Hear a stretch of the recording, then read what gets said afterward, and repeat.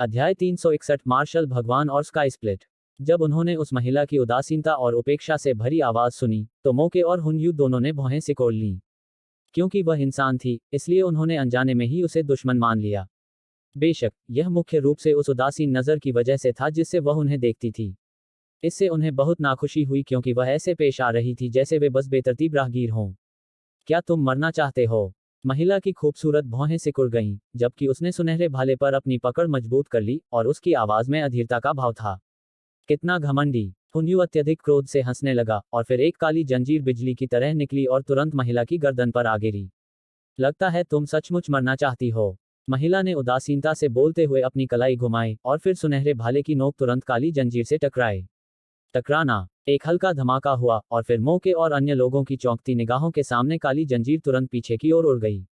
बेशक सबसे महत्वपूर्ण बात यह थी कि काली जंजीर पर मकड़ी के जाले की तरह बारीक दरारें फैल गई थीं। यह एक छद्म दाव कलाकृति है, लेकिन यह वास्तव में ऐसे ही क्षतिग्रस्त हो गई थी। हुनयू के चेहरे पर भी भाव बदल गए। उसने कभी नहीं सोचा था कि वह महिला वास्तव में इतनी डरावनी होगी। उसने लापरवाही से काम करने की हिम्मत नहीं की और वह बस पीछे हटने ही वाला था कि अचानक वह महिला उसके सामने आ गई। हुनयू चौंक गया। वह हमला करने ही वाला था कि सोने के भाले की नोक उसकी गर्दन पर आ चुकी थी।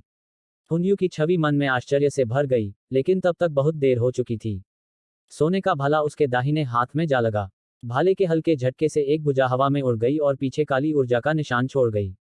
हुनयू का चेहरा तुरंत ही भयावह रूप से पीला पड़ गया, जबकि उसकी आंखें अत्यधिक सदमे से भरी हुई थीं। बेशक उसकी आंखों में और भी अधिक भयानक हत्या का इरादा था। आसपास मौजूद असंख्य दर्शक यह दृश्य देखकर अचंभित रह गए। महिला ने बिल्कुल भी रुकना नहीं चाहा। उसकी कलाई थोड़ी हिली, इससे पहले कि भाला हुनयू की गर्दन की ओर एक सुनहरी किरण की तरह चमक उठा। यह बिजली के बोल्ट से कई गुना तेज था, और यह इतना तेज था कि दूसरे लोग इसके प्रक्षेपवक्र को स्पष्ट रूप से देखने में पूरी तरह से असमर्थ थे। इस समय हुनयू ने उसे कम आंकना पूरी तरह से बंद कर दिया था। उसके कटे हुए हाथ ने उसे एहसास दिलाया कि उसकी ताकत कितनी भयानक थी, और अगर उसने उसे थोड़ा भी कम आंका तो उसका हाथ ही कटेगा, उसका सिर ही कटेगा। हुनयू ने गंभीर आवाज में चिल्लाया, जबकि उसकी आंखें तुरंत काली हो गईं, और फिर उसने अपना बायां हाथ आगे बढ़ाया और अचानक एक पकड़ने वाली हरकत की। एक प्रतीत होता है कि भौतिक काली दरांती उसकी मुट्ठी में दिखाई दी और उसे अपने हाथ में पकड़ते ही उसकी आभा तुरंत भयानक हो गई। हुनयू ने अचानक अपने हाथ में दरांती लेकर एक व्यापक हरकत की और वह सुनहरे भाले की नोक की ओर बढ़ गई। टकराना, जैसे ही दरांती सुनहरे भाले के संपर्क में आई, हुनयू के हाव भाव फिर से बदल गए। क्योंकि दरांती पर अनगिनत दरारें पड़ गई थीं, जबकि सुनहरे भाले के पीछे की जबरदस्त ताकत ने उसे उड़ा दिया था। इस समय हुनयू की आंखें अत्यधिक सदमे से भर गईं। क्योंकि वह काली दरांती, नर्क की जाति का एक अनमोल खजाना थी। यह एक छद्म दाव कलाकृति थी और हुनयू की पिछली काली जंजीर की तुलना में यह बहुत उच्च गुणवत्ता की थी। इसके अलावा नर्क दरांती को दाव कलाकृतियां बनाने के लिए उपयोग की जाने वाली सामग्री से भी बनाया गया था, इसलिए इसकी कठोरता दाव कलाकृति से बिल्कुल भी कम नहीं थी। हालांकि यह इस रहस्यमयी महिला के भाले के एक साधारण प्रहार से क्षतिग्रस्त हो गई थी। वह कौन है? वह भाला क्या है? हुनयू के पास ज्यादा सोचने का समय नहीं था क्योंकि वह महिला वास्तव में भूत की तरह उसके सामने प्रकट हुई थी। उसी समय भाले की भयावह नोक फिर से उसकी गर्दन के सामने आ गई थी। उसका हमला बहुत तेज था और यह इतना तेज था कि वह उसके हमले की हरकत को केवल हल्के से ही समझ पा रहा था। हुनयू की आंखों में क्रूरता की एक झलक दिखाई दी। ठीक उसी समय जब वह अपनी ताकत को छिपाना बंद करने और अपनी पूरी ताकत को बाहर निकालने वाला था, मोके अचानक महिला के पीछे आ गया था और फिर उसने अपनी मुट्ठी महिला के सिर के पीछे की ओर फेंकी। वह स्वाभाविक रूप से हुनयू को मरते या बुरी तरह घायल होते हुए नहीं देख सकता था, क्योंकि अगर ऐसा हुआ तो वह प्राचीन युद्ध के मैदान में बिल्कुल अकेला रह जाएगा। इसलिए उसने निर्णायक रूप से हमला करने का फैसला किया। महिला की खूबसूरत भौहें सिकुड़ गईं जब उसने अपने पीछे से आती हुई भयंकर शक्ति को महसूस किया और फिर उसकी आंखों में नाराजगी की एक झलक दिखाई दी। उसने हुनयू पर हमला जारी नहीं रखा। वह अपने पैरों की नोक से मौके पर घूम गई और फिर उसने मौके की मुट्ठी पर अपना भाला घुमाया। टकराना, जैसे ही वे संपर्क में आए, मौके की पुतलियां हिंसक रूप से सिकुड़ गईं क्योंकि सुनहरे भाले के भीतर की ताकत ने वास्तव में उसे 3 कदम पीछे धकेल दिया था, जबकि महिला ने केवल 1 कदम पीछे लिया था। इसके अलावा उसकी मुट्ठी और पूरे हाथ पर बारीक दरारें दिखाई देने लगी थीं, ठीक वैसे ही जैसे वे हुनयू के खजाने पर दिखाई देती थीं। यांग ये और मू जून जो बगल में खड़े थे, उन्होंने भी गंभीर भाव प्रकट किए। खास तौर पर यांग ये। इस समय वह अपने दिल में चौंक गया क्योंकि वह जानता था कि मोके की ताकत और शारीरिक शरीर कितना भयानक था। हालांकि यह महिला वास्तव में शारीरिक शक्ति में मौके को मात देने में सक्षम थी और यहां तक कि मौके की शारीरिक रक्षा को भी मात देने में सक्षम थी। यह महिला वास्तव में कौन है? वह स्काई स्प्लिट है। ठीक इसी समय म्यूजुन ने महिला को देखा और भारी आवाज में बोला, तुम मार्शल गॉड हो, मार्शल भगवान। यह सुनकर आसपास खड़ी दर्शक भीड़ तुरंत उत्साह से भर गई। मार्शल भगवान, प्राचीन काल से क्या कोई मार्शल भगवान के खिलाफ जा सकता है? मार्शल भगवान एक ऐसे अस्तित्व के बराबर था जो साधना के समान क्षेत्र में अजेय था। बेशक तलवार संप्रदाय के संस्थापक पूर्वज के युग को इससे बाहर रखा गया था। इस समय उन्होंने कल्पना भी नहीं की थी कि तलवार सम्राट के प्रकट होने के बाद मार्शल भगवान भी प्रकट होंगे। मार्शल भगवान, वह एक ऐसा अस्तित्व था जो तलवार सम्राट से भी दुर्लभ था। इसके अलावा उन्होंने कभी उम्मीद नहीं की थी कि इस युग का मार्शल भगवान वास्तव में एक महिला होगी। एक महिला मार्शल भगवान, यह पूरे महाद्वीप के इतिहास में अभूतपूर्व था। मौके ने धीमी आवाज में बोलते हुए महिला की ओर देखा। किंवदंती के अनुसार स्काई स्प्लिट किसी भी चीज को विभाजित कर सकता है और यह आकाश को भी विभाजित कर सकता है। अब जब मैंने इसे खुद देखा है तो यह वास्तव में अपनी प्रतिष्ठा के लायक है। महिला ने मौके को देखा और कहा, तुमने मेरे भाले के वार को बलपूर्वक झेलने के बाद केवल 3 कदम पीछे हटे। तुम खुद भी बुरे नहीं हो। मौके का चेहरा थोड़ा भद्दा था। अब तक केवल उसने ही दूसरों से ऐसे शब्द कहे थे, लेकिन अब किसी ने वास्तव में उसे बताया था कि वह बुरा नहीं है। हालांकि उसने पलटकर जवाब नहीं दिया क्योंकि इस पल तक महिला ने जो ताकत दिखाई थी वह वाकई बहुत भयानक थी। सबसे महत्वपूर्ण बात यह है कि उसने अब तक कोई भी तकनीक नहीं अपनाई थी। उसने केवल बल और गति के सबसे सरल रूपों का उपयोग किया था, और यह वास्तव में ये 2 बेहद बुनियादी चीजें थीं जिनके कारण हुनयू उसका विरोध करने में असमर्थ था। ऐसी ताकत कुछ ऐसी थी जिसे मौके को भी गंभीरता से लेना पड़ा। महिला ने हुनयू की ओर देखा और इससे हुनयू की पलकें झपकने लगीं। पहले उसने केवल मार्शल गॉड के बारे में सुना था, लेकिन अब उसने मार्शल गॉड को देखा था। इसके अलावा उसने मार्शल गॉड से लड़ाई भी की थी। अतीत में उसने महसूस किया था कि भले ही उसका मार्शल भगवान से सामना हुआ, फिर भी वह हुनयू मार्शल भगवान को हरा सकता है। लेकिन अब हुनयू जैसे अभिमानी के पास भी यह स्वीकार करने के अलावा कोई विकल्प नहीं था कि यह महिला वास्तव में बेहद डरावनी थी। यह वास्तव में इसलिए था क्योंकि उसने उसे दबाने के लिए केवल शुद्ध शक्ति और गति का उपयोग किया था, इसलिए उसे लगा कि वह डरावनी थी। महिला ने हुनयू पर हमला करना जारी नहीं रखा, बल्कि उसने यांग ये की ओर देखा। उसकी खूबसूरत भौहें थोड़ी सिकुड़ गईं जब उसने यांग ये के हाथ में नेदर घोस्ट फ्लेम और उसके चारों ओर घूम रही तलवार की संरचना को देखा। उसकी आंखों में आश्चर्य की एक झलक दिखाई दी जब उसने कहा, नेदर घोस्ट फ्लेम, वध तलवार का इरादा जो तेज और शुद्ध है। मुझे आपसे खतरे का एक संकेत महसूस होता है। क्या आप इस युग के तलवार सम्राट हैं? नहीं, यांग ये ने कहा, तलवार सम्राट अभी अभी चले गए हैं। अगर आप यहाँ थोड़ा पहले आते तो आप अपने प्रतिद्वंद्वी से मिल सकते थे। दुर्भाग्य से आप बहुत देर से आए। महिला दंग रह गई और बोली, आप वास्तव में तलवार सम्राट नहीं हैं। दिलचस्प है। जब वह यहाँ तक बोली तो उसकी नज़र मू जून की ओर गई और फिर उसने कहा, मर्त्य सम्राट की मुहर, ड्रैगन रूल तकनीक और एक सच्चे ड्रैगन की आभा। मुझे कभी उम्मीद नहीं थी कि तथाकथित नश्वर सम्राट भी प्रकट हुआ है। तुम दुनिया पर वर्चस्व के लिए प्रयास करने के बजाय यहाँ कर्म भाग्य की प्रतियोगिता में क्यों भाग ले रहे हो? ओह, ठीक है, तुम शायद हिडन ड्रैगन रैंकिंग में पहला स्थान हासिल करना चाहते हो और फिर रैंकिंग पर सभी प्रोफॉफर्स को भर्ती करना चाहते हो। हाँ, म्यू जुन ने मुस्कुराते हुए कहा, मैंने कभी नहीं सोचा था कि मार्शल गॉड वास्तव में कोई ऐसा व्यक्ति होगा जो प्रसिद्ध नहीं है। इसके अलावा यह एक महिला भी होगी।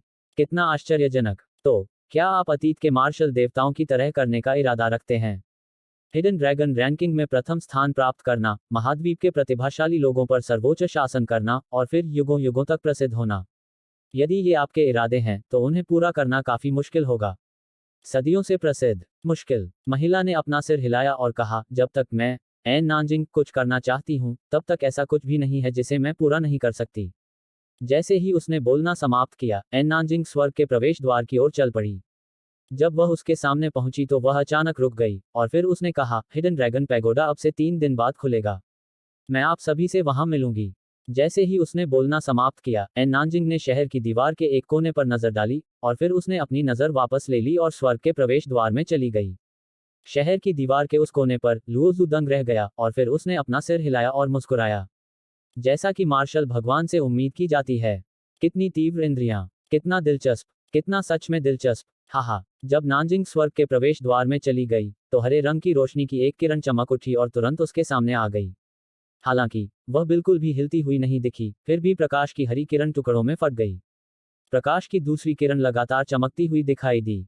एक चौंकाने वाला दृश्य सामने आया। एन नानजिंग ने बिल्कुल भी नहीं चकमा दिया और उसे अपने शरीर पर गिरने दिया। हालांकि उसके बाद कुछ नहीं हुआ। प्रकाश की हरी किरण बस गायब हो गई थी। हर कोई हैरान था। प्रकाश की तीसरी किरण चमक उठी और वह अभी भी वैसी ही थी। एन नानजिंग पहले की तरह ही वहीं खड़ी रही और उसे अपने ऊपर पड़ने दिया और फिर वह स्वर्ग के प्रवेश द्वार की ओर ऐसे चलती रही जैसे प्रकाश की किरणें कभी प्रकट ही न हुई हों। इस बार मो के, हुन यू और म्यू जून ने भी गंभीर भाव प्रकट किए क्योंकि वे स्वर्ग प्रवेश द्वार के हमलों की ताकत से स्पष्ट रूप से अवगत थे। यह कहा जा सकता है कि यह एक शीर्ष आत्मा क्षेत्र विशेषज्ञ के सबसे मजबूत हमले से कम नहीं था। हालांकि एन नानजिंग ने उन्हें वैसे ही झेला था। उसकी ताकत बहुत चौंकाने वाली और डरावनी थी। उस समय उन तीनों ने यही सोचा था।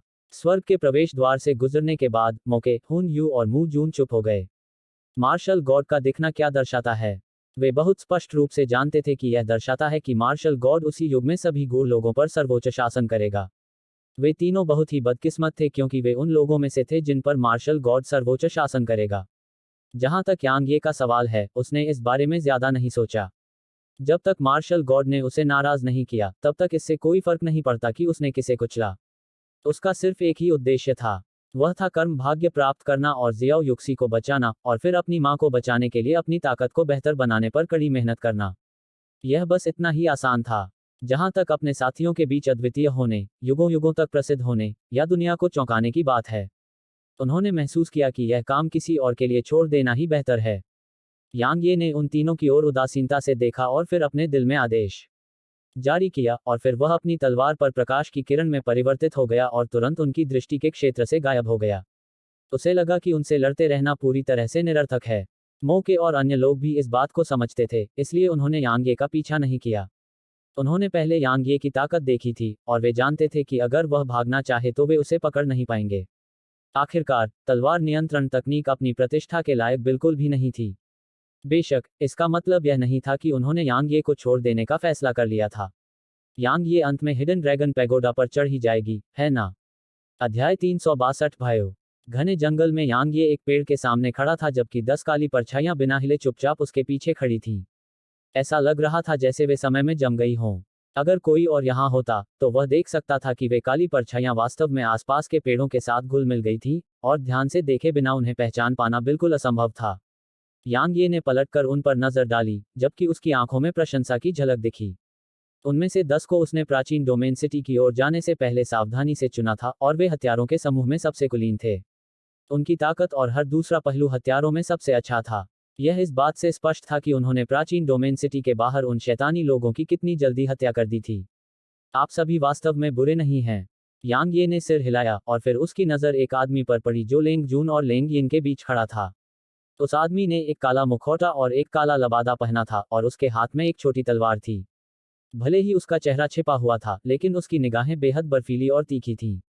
यांगे ने इस आदमी पर ध्यान इसलिए दिया क्योंकि यह आदमी लेंग जून या लेंग यिन से बिल्कुल भी कमजोर नहीं था जब उसने प्राचीन डोमेन सिटी के बाहर उन शैतानी राक्षसों की हत्या की थी, और यह इस हद तक था कि वह उनसे आगे निकल गया था, क्योंकि उसने अकेले ही 5 सांसों से भी कम समय में 4 राक्षसों को मार डाला था। इसके अलावा, उसने गर्दन पर एक बेहद निर्णायक और साफ वार करके ऐसा किया था। तुम्हारा नाम क्या है? यांगे ने पूछा। वह आदमी स्तब्ध रह गया। जाहिर है, उसे उम्मीद नहीं थी कि यांगे उस पर ध्यान देगा। अपने सदमे से उबरने के बाद, उसने जल्दी से यांगे को प्रणाम किया, और फिर उसने कहा, तलवार मास्टर, मैं झांग लियू हूँ। यांगे ने मुस्कुराते हुए कहा, मैंने अभी अभी तुम्हें लड़ते हुए देखा, और तुम्हारी ताकत वाकई अच्छी है। यह इस हद तक है कि मुझे खतरे का एहसास भी हुआ। झांग लियू ने अपना सिर हिलाते हुए कड़वी मुस्कान दी और कहा, तलवार मास्टर, आपकी ताकत असाधारण है। आपने अकेले ही 4 अद्वितीय प्रतिभाओं से लड़ाई की, और आपने तलवार सम्राट को भी हार में पीछे हटने पर मजबूर कर दिया, जबकि आप खुद एक तलवार साधक हैं। मैं आपके लिए कैसे खतरा बन सकता हूँ? छोटा लियू सही कह रहा है। इस बीच, एक काला व्यक्ति आया और यांगे को प्रणाम किया, और फिर उसने कहा, तलवार मास्टर, मैं ये यूं हूँ। हम सभी भाइयों में मैं सबसे छोटा हूँ। बेशक, मैं सबसे होशियार भी हूँ।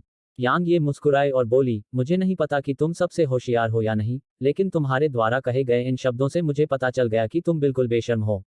जब अन्य लोगों ने यह सुना तो वे मुस्कुराए बिना नहीं रह सके और कुछ तो हंसने भी लगे।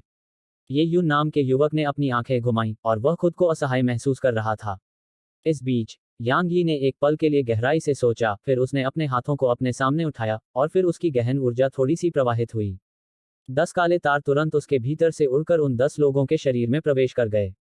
वे 10 लोग यह देखकर स्तब्ध रह गए। सदमे से उबरने के बाद उनके चेहरों पर उत्साह की लहर दौड़ गई, जबकि उनकी आंखें हैरानी से भरी थीं।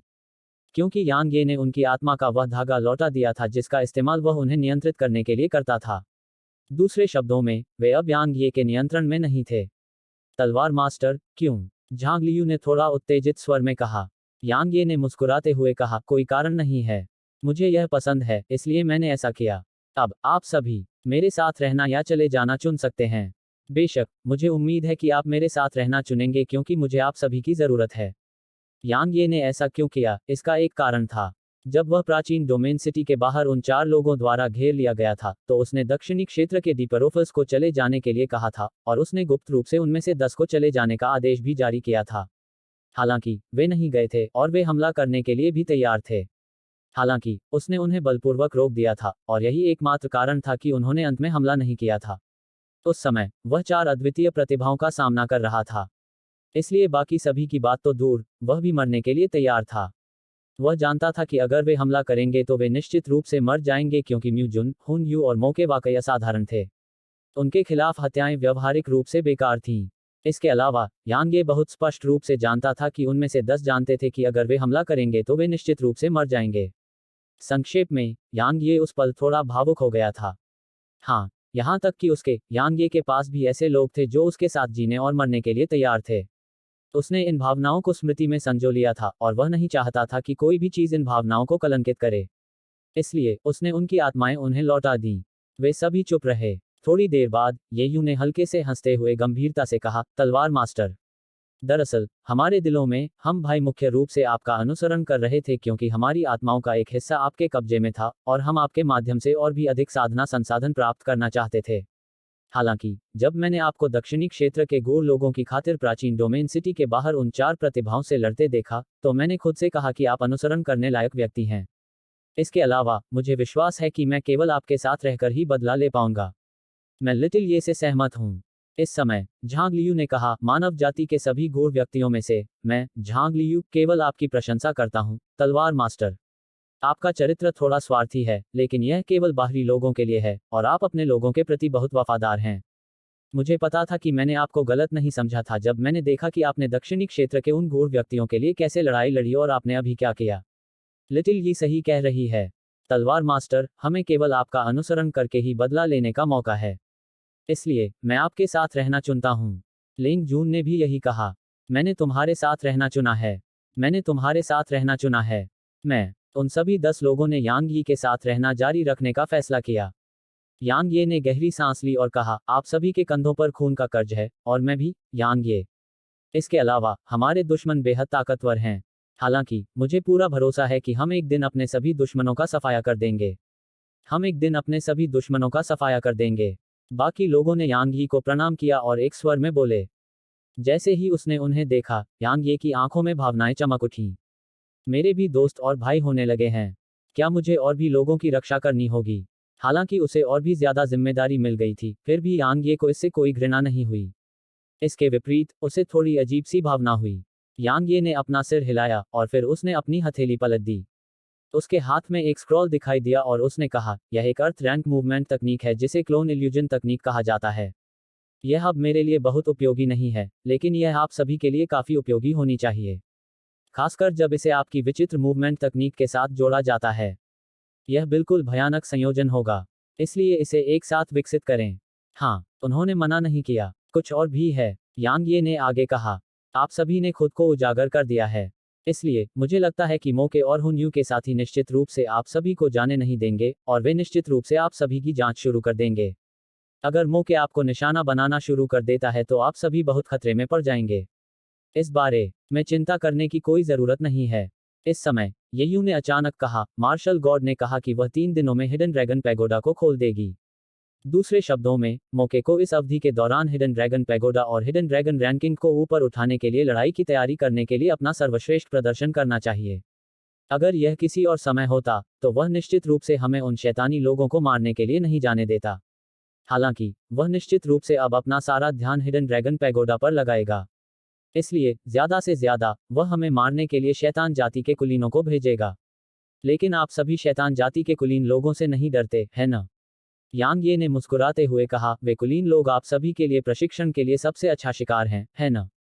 तलवार मास्टर बुद्धिमान है। ये यून मुस्कुराया और कहा, हम 10 लोग राजा क्षेत्र के शिखर पर हैं, और हमें आगे सुधार करने के लिए प्रशिक्षण के लिए शिकार की आवश्यकता है। शैतान जाति और अधोजाति के वे लोग इस आवश्यकता को पूरा करते हैं। इसलिए आपको हमारे बारे में चिंता करने की जरूरत नहीं है, भाइयों। यदि आप वास्तव में चिंतित हैं, तो हमारे लिए कुछ उपकरण ले आओ। सच कहूं तो, हम भाई जो कुछ भी पहनते हैं और जो हथियार हम इस्तेमाल करते हैं, वे वास्तव में काफी खराब हैं। यांग ये ने कहा, वे अंतिम 2 वाक्य ही आपका वास्तविक उद्देश्य थे, है ना? ये यू ने यह सुनकर मुस्कुराया, और उसने कहा, तलवार मास्टर बुद्धिमान है। मेरी चापलूसी करने की कोशिश करना बंद करो। यांग ये ने डांटते हुए मुस्कुराते हुए कहा, और फिर उसने गंभीरता से कहा, याद रखना कि शैतान जाति और अधोजाति के लोगों के हाथों मत मरना। मैं तुम सभी के लिए उपकरण लाऊंगा, इसलिए अपनी ताकत बढ़ाने के लिए कड़ी मेहनत करो। मुझे लगता है कि भविष्य में महाद्वीप बिल्कुल भी शांतिपूर्ण नहीं रहेगा। अगर हमारे पास ताकत नहीं है, तो शायद जीवित रहना भी हमारे लिए एक समस्या होगी, बदला लेने की तो बात ही छोड़ो। ये यून ने भी यह सुनकर अपनी मुस्कान को रोका और गंभीरता से कहा, तलवार मास्टर, हम अपनी ताकत को बेहतर बनाने के लिए कड़ी मेहनत करेंगे और आपके पीछे पीछे चलेंगे। हम आपको हमें बहुत पीछे नहीं छोड़ने देंगे। अन्यथा, अगर हम आपके लिए बोझ बन गए तो हम भाई आपके साथ कैसे खड़े रह सकते हैं? इसलिए चिंता न करें। हम अपनी ताकत को बेहतर बनाने के लिए हर संभव प्रयास करेंगे। झांग लियू ने सिर हिलाया और कहा, तलवार मास्टर, भले ही लिटिल ये की जबान थोड़ी चटपटी लगती हो, लेकिन उसने वही शब्द बोले जो हम बोलना चाहते हैं। हम जानते हैं कि आप एक सच्चे राक्षसी प्रतिभाशाली व्यक्ति हैं, और आप निश्चित रूप से भविष्य में आसमान में उड़ेंगे और हमें बहुत पीछे छोड़ देंगे। हालांकि आपको चिंता करने की जरूरत नहीं है। हम कड़ी मेहनत करेंगे और आपके पीछे रहने की पूरी कोशिश करेंगे। यांग ये ने सिर हिलाया और कहा, यह सबसे अच्छा है। ठीक है, आप सभी को अपनी ताकत में सुधार करने के लिए प्रेरित करने के लिए, मैंने फैसला किया है कि मैं उस व्यक्ति को पुरस्कृत करूंगा जो किसी भी चोट से पीड़ित नहीं होगा और नर्क जाति और शैतान जाति के सबसे अधिक गहन लोगों को मार देगा। इनाम में 5000 ऊर्जा पत्थर, विभिन्न प्रकार के 10 शीर्ष श्रेणी के तावीज होंगे। अचानक, यांग ये की आवाज अचानक बंद हो गई क्योंकि उनमें से 10 मौके पर ही गायब हो गए थे। यांग ये वहीं खड़ा रहा और सामने की ओर देखता रहा, फिर उसने अपना सिर हिलाया और मुस्कुराया। ये लोग बेकार के लोग हैं। मैंने सिर्फ 5000 ऊर्जा पत्थरों और विभिन्न प्रकार के 10 बेहतरीन तावीज़ों के बारे में बात की थी। क्या आप सभी को ऐसा करने की कोई ज़रूरत थी? कितनी शर्मनाक बात है। यांग ये एक ऐसे भरे पूरे आदमी की तरह था जिसे भूख से मरने वालों की पीड़ा का पता नहीं था। 5000 ऊर्जा पत्थर कुछ खास नहीं थे, लेकिन वे बेहतरीन किस्म के तावीज़ असाधारण थे। वे बेहतरीन किस्म के तावीज़ थे और वे विभिन्न प्रकार के 10 भी थे। यह वाकई बहुत बड़ी रकम थी। तो वे इसके मोह में कैसे नहीं पड़ सकते थे? बेशक, सबसे महत्वपूर्ण कारण यह था कि वे एक दूसरे के साथ प्रतिस्पर्धा करना चाहते थे। अतीत में, उनके पास कोई बहाना और कारण नहीं था, इसलिए उनके बीच प्रतिस्पर्धा से उनके रिश्ते को नुकसान पहुंचने की बहुत संभावना थी। हालांकि, अब ऐसा नहीं था क्योंकि उनके पास बहुत अच्छा कारण और बहाना था। थोड़ी देर बाद यांग ये मुस्कुराया। हालांकि, अचानक उसकी मुस्कान फीकी पड़ गई जब उसने अपने सीने के सामने बालों को हल्के से सहलाने के लिए अपना हाथ आगे बढ़ाया। एक पल में, उसके सिर से बालों का एक गुच्छा उसकी हथेली पर गिर गया। यांग ये चुप हो गया और अपने हाथ में सफेद बालों को देखने लगा। थोड़ी देर बाद, उसने अपना सिर हिलाया, इससे पहले कि उसकी आकृति चमकती और मौके पर गायब हो जाती। वह जियो युक्सी को बचाने के लिए दृढ़ था, भले ही उसे अपना जीवनकाल समाप्त करना पड़े। सौभाग्य से, हिडन ड्रैगन पैगोडा खुलने वाला था। वह मौत से नहीं डरता था, उसे तो बस इतना डर कि मरने के बाद शियाओ युक्सी को कोई नहीं बचा पाएगा। अध्याय 363, आपका इंतजार। यांग ये ने अकेले ही 4 प्रतिभाशाली लोगों से लड़ाई की थी, और उसने इस युग के तलवार सम्राट को भी हराया था। यह खबर तुरंत पूरे महाद्वीप में तूफान की तरह फैल गई। बेशक, इस खबर का सबसे चौंकाने वाला हिस्सा यह था कि यांग ये ने खुद एक तलवार साधक होने के बावजूद इस युग के तलवार सम्राट को हराया था। तलवार साधक द्वारा तलवार सम्राट को हराना पूरे महाद्वीप में कभी नहीं हुआ था। अतीत में, तलवार सम्राट तलवार साधकों के लिए सर्वोच्च उपाधि थी, और यह तलवार साधकों में सबसे शक्तिशाली का प्रतिनिधित्व करती थी। लेकिन अब, एक तलवार साधक ने तलवार सम्राट को हरा दिया था। तो इसका क्या मतलब था? अनगिनत तलवार साधक हैरान थे। तलवार सम्राट को उनके दिलों में एक पवित्र उपाधि कहा जा सकता था। हर एक तलवार साधक तलवार सम्राट बनने में गर्व महसूस करता था। दूसरे शब्दों में, तलवार सम्राट दुनिया के सभी तलवार साधकों का प्रतिनिधि था। फिर भी अब उनके दिलों में सर्वोच्च और सबसे पवित्र तलवार सम्राट वास्तव में पराजित हो चुका था। इसके अलावा यह एक तलवार साधक द्वारा भी पूरा किया गया था। उन्हें समझ नहीं आ रहा था कि उन्हें दुखी होना चाहिए या उत्साहित। दुख इसलिए था क्योंकि तलवार सम्राट वास्तव में पराजित हो चुका था, जबकि उत्साह इसलिए था क्योंकि तलवार सम्राट वास्तव में पराजित हो सकता था। चाहे जो भी हो, इस समय प्रोफाउंड महाद्वीप में युवा पीढ़ी के सभी गूढ़ चिंतक एक व्यक्ति का नाम जानते थे, और वह नाम था यांग ये। तलवार संप्रदाय। Cool breeze gorge. Cool breeze gorge के भीतर एक विशाल चट्टान पर सफेद पोशाक में एक महिला चुपचाप खड़ी थी। महिला के चेहरे पर एक सुंदर आकृति थी जो खिले हुए कमल की तरह थी, और उसके लंबे बाल उसके कंधों के पीछे ढीले लटक रहे थे। वह विशाल चट्टान पर चुपचाप खड़ी थी, जबकि उसके सामने हल्की हवा चल रही थी जिससे उसके कानों के पास सुंदर बालों की लंटें हल्के से फड़फड़ा रही थीं। उसकी निगाह उत्तर की ओर टिकी हुई थी, लेकिन वह केंद्रित नहीं थी, और ऐसा लग रहा था कि वह कुछ ढूंढ रही थी, फिर भी ऐसा लग रहा था कि वह कुछ सोच रही थी। ठीक इसी तरह महिला लगभग 4 घंटे तक उस विशाल चट्टान पर खड़ी रही, और आखिरकार उसने अपनी नजर हटा ली जब क्षितिज पर लाल रंग की किरणें धीरे धीरे फीकी पड़ गईं। अचानक उसकी खूबसूरत भौहें आपस में जुड़ गईं और उसका गोरा हाथ उसके पेट की ओर बढ़ा जो स्पष्ट रूप से उभरा हुआ था। उसने अपने पेट को हल्के से रगड़ा जबकि उसके बर्फीले ठंडे चेहरे पर कोमलता की एक दुर्लभ झलक दिखी। थोड़ी देर बाद महिला ने फिर से उत्तर की ओर देखा, और फिर उसके चेहरे जैसे होंठ हल्के से खुले और वह धीमी आवाज में बुदबुदाई। हम तुम्हारा इंतजार कर रहे हैं। Dot dot dot dot dot dot dot. फूल महल। पैशनलेस क्लिफ के तल पर उसने अकेले ही 4 महान प्रतिभाओं से लड़ाई की और यहां तक तलवार सम्राट को भी हराया जिसने रहस्यमयी प्राचीन म्यान की स्वीकृति प्राप्त की थी। साथ ही उसके पास एक रहस्यमयी प्राकृतिक खजाना भी है। फैंग यू के सामने एक महिला ने एक स्क्रॉल को देखा और उसकी सामग्री को धीरे धीरे पढ़ा।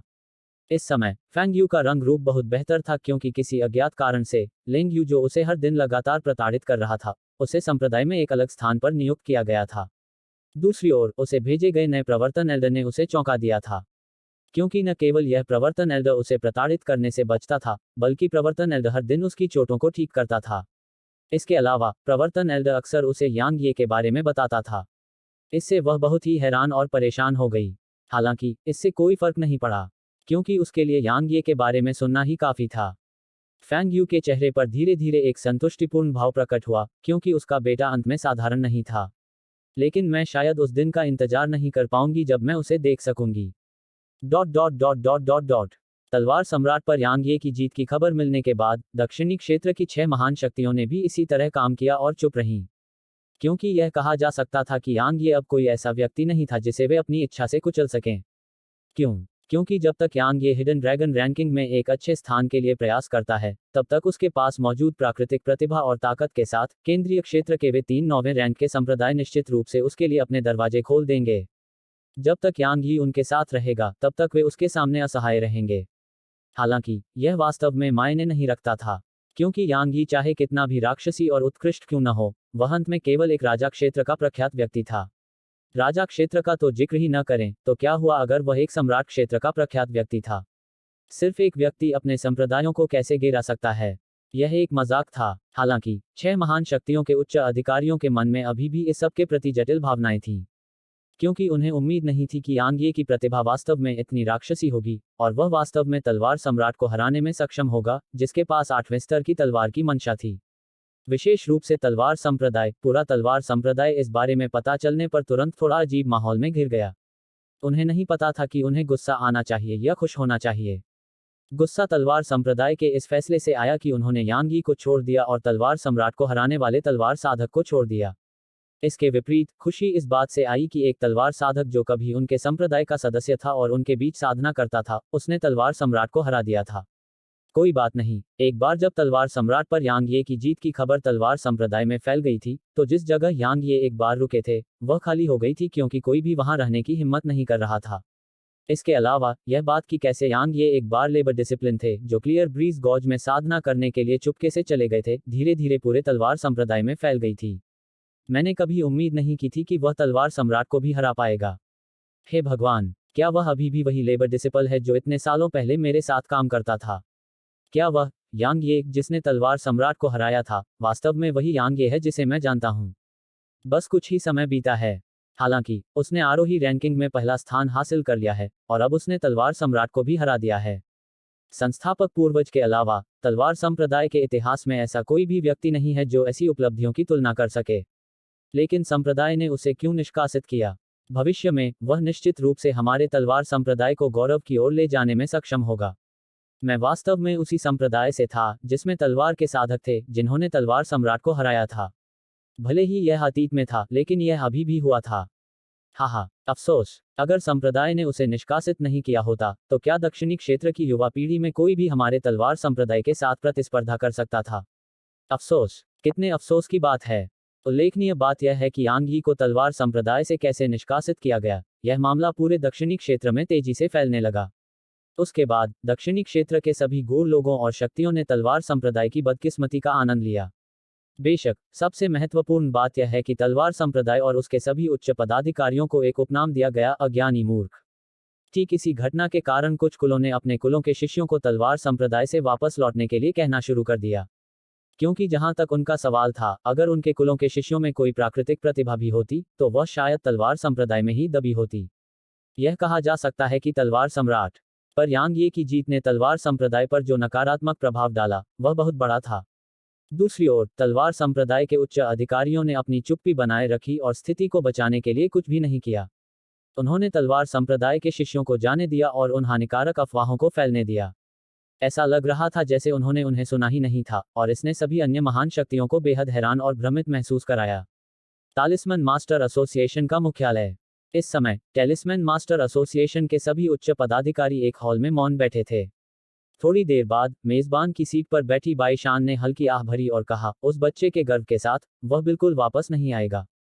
ठीक है, भले ही वह तावीज मास्टर एसोसिएशन में वापस न आए, हम लिन शान और उसकी छोटी बहन की मौजूदगी के कारण दुश्मन नहीं बनेंगे। लेकिन यह सिर्फ अफसोस की बात है। कितना अफसोस की बात है।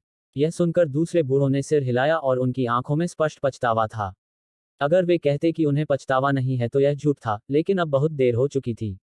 हॉल के बाहर पत्थर की सीढ़ियों पर दो युवा लड़कियां बैठी थीं। बाओ, क्या तुमने सुना? मेरे बड़े भाई ने तलवार सम्राट को हरा दिया। वह निश्चित रूप से मेरी मां को बचाने में सक्षम होगा और वापस आने पर हम सभी को फिर से मिलाएगा। क्या यह वाकई इतना बढ़िया है? मैं भी ऐसा कर सकता हूँ। मैं गारंटी देता हूँ कि एक भी सुपर तावीज उसे जरूर उड़ा देगा। यह शायद नहीं हो सकता। मैंने सुना है कि तलवार सम्राट अत्यंत दुर्जेय है। सचमुच? अगर वह दुर्जेय है, तो मैं 2 सुपर तावीज़ों का उपयोग करूंगा, जो निश्चित रूप से उसे उड़ाने के लिए पर्याप्त होंगे। आखिरकार, सिर्फ एक ही आत्मा के दायरे को पूरी तरह से नष्ट कर सकता है, इसलिए 2 निश्चित रूप से उसे मौत के घाट उतारने के लिए पर्याप्त होंगे। अगर 2 पर्याप्त नहीं हैं, तो मैं 3 या 4 का उपयोग करूंगा। वैसे भी, मेरे पास उनमें से बहुत सारे हैं। थोड़ी देर बाद, बाओ, मुझे अपनी माँ और बड़े भाई की याद आती है। एक क्षण गहन विचार के बाद, मुझे भी लिटिल लेबरर की थोड़ी बहुत याद आती है। वह प्राचीन युद्ध के मैदान में खेलने गया था, लेकिन मुझे साथ नहीं ले गया। क्या उसे चिंता थी कि मैं उसके लिए बोझ बन जाऊंगा? कितना गुस्सा आ रहा है। चलो उसके बारे में बात नहीं करते। लिटिल याओ, चलो शहर के पश्चिमी इलाके में खेलने चलते हैं। मैंने सुना है कि वहाँ एक बहुत ही घमंडी यंग मार्क्वेस है। चलो उसे उड़ा देते हैं और उसे कम प्रोफाइल में रखते हैं। अमर भोग मंडप। एक कामुक और आकर्षक महिला ने अपने हाथ में एक पत्र को देखा, और फिर उसके मुंह के कोनों पर धीरे धीरे एक आकर्षक मुस्कान दिखाई दी। उसने कहा, उसने अकेले ही 4 महान प्रतिभाओं से लड़ाई की और इस युग के तलवार सम्राट को भी हराया। जैसा कि उस आदमी से उम्मीद थी जिसे मैं, किन शियू, पसंद करती थी। जैसे ही उसने बोलना समाप्त किया, उसने अपने चेहरे पर मुस्कान को रोकते हुए कहा, छोटी किंग, आदेश दो। स्पेक्टर समूह के सभी सदस्यों को 6 महान शक्तियों, विशेष रूप से तलवार संप्रदाय और फूल महल पर कड़ी नजर रखने का आदेश दें। अगर वे कोई असामान्य कार्रवाई करते हैं तो मुझे तुरंत सूचित करें। अंधेरे में से एक औरत की आवाज सुनाई दी। प्राचीन डोमेन शहर, खजाना इकट्ठा करने का कमरा। एनबिरू की निगाहें गंभीर थीं क्योंकि वह अपने सामने रखे नीले ड्रैगन के विशाल शव को देख रही थी। मैडम एन, इस लाश को कितने में बेचा जा सकता है? यांग ये ने चेहरे पर मुस्कान के साथ कहा। फिलहाल, उसे तुरंत पैसे की जरूरत थी। आखिरकार, उसे लिंग जून और अन्य लोगों के लिए उपकरणों का एक सेट खरीदना था, और वह स्वाभाविक रूप से उनके लिए सबसे अच्छा खरीदना चाहता था। क्योंकि उनकी ताकत और प्राकृतिक प्रतिभाएं जबरदस्त थीं, इसलिए वे निश्चित रूप से भविष्य में उसके साथ दुनिया को देखने में सक्षम होंगे। एनबिरू ने उसे कोई जवाब नहीं दिया। उसने बस उसकी तरफ देखा और फिर मुस्कुराते हुए कहा, कहने की जरूरत नहीं है, यंग मास्टर यांग ने मुझे वाकई चौंका दिया। इस युग के तलवार सम्राट को तुमसे हारने से पहले दिखावा करने का मौका भी नहीं मिला था। इसके अलावा तुमने रहस्यमयी म्यान को भी खुद को दिखाने के लिए मजबूर किया। यंग मास्टर यांग ने मुझे वाकई चौंका दिया। यांग ये ने मुस्कुराते हुए कहा, प्रशंसा के शब्दों की कोई जरूरत नहीं है। मैडम एन, आइए इस ड्रैगन की लाश की कीमत के बारे में बात करें। इस ड्रैगन की पूरी लाश ही एक खजाना है। हालांकि इसे बेचा नहीं जा सकता। अनबिरू ने कहा, क्यों? क्या तुम मेरे एन कबीले को अज्योर ड्रैगन रेस को नाराज करने की कोशिश कर रहे हो? एनबिरू ने कहा, ड्रैगन रेस बहुत गर्वित है। अगर उन्हें पता चलता है कि उनकी जाति के किसी सदस्य को इंसानों ने बेच दिया है या नीलाम कर दिया है, तो वे निश्चित रूप से तब तक नहीं रुकेंगे जब तक वे हम सभी को खत्म नहीं कर देते।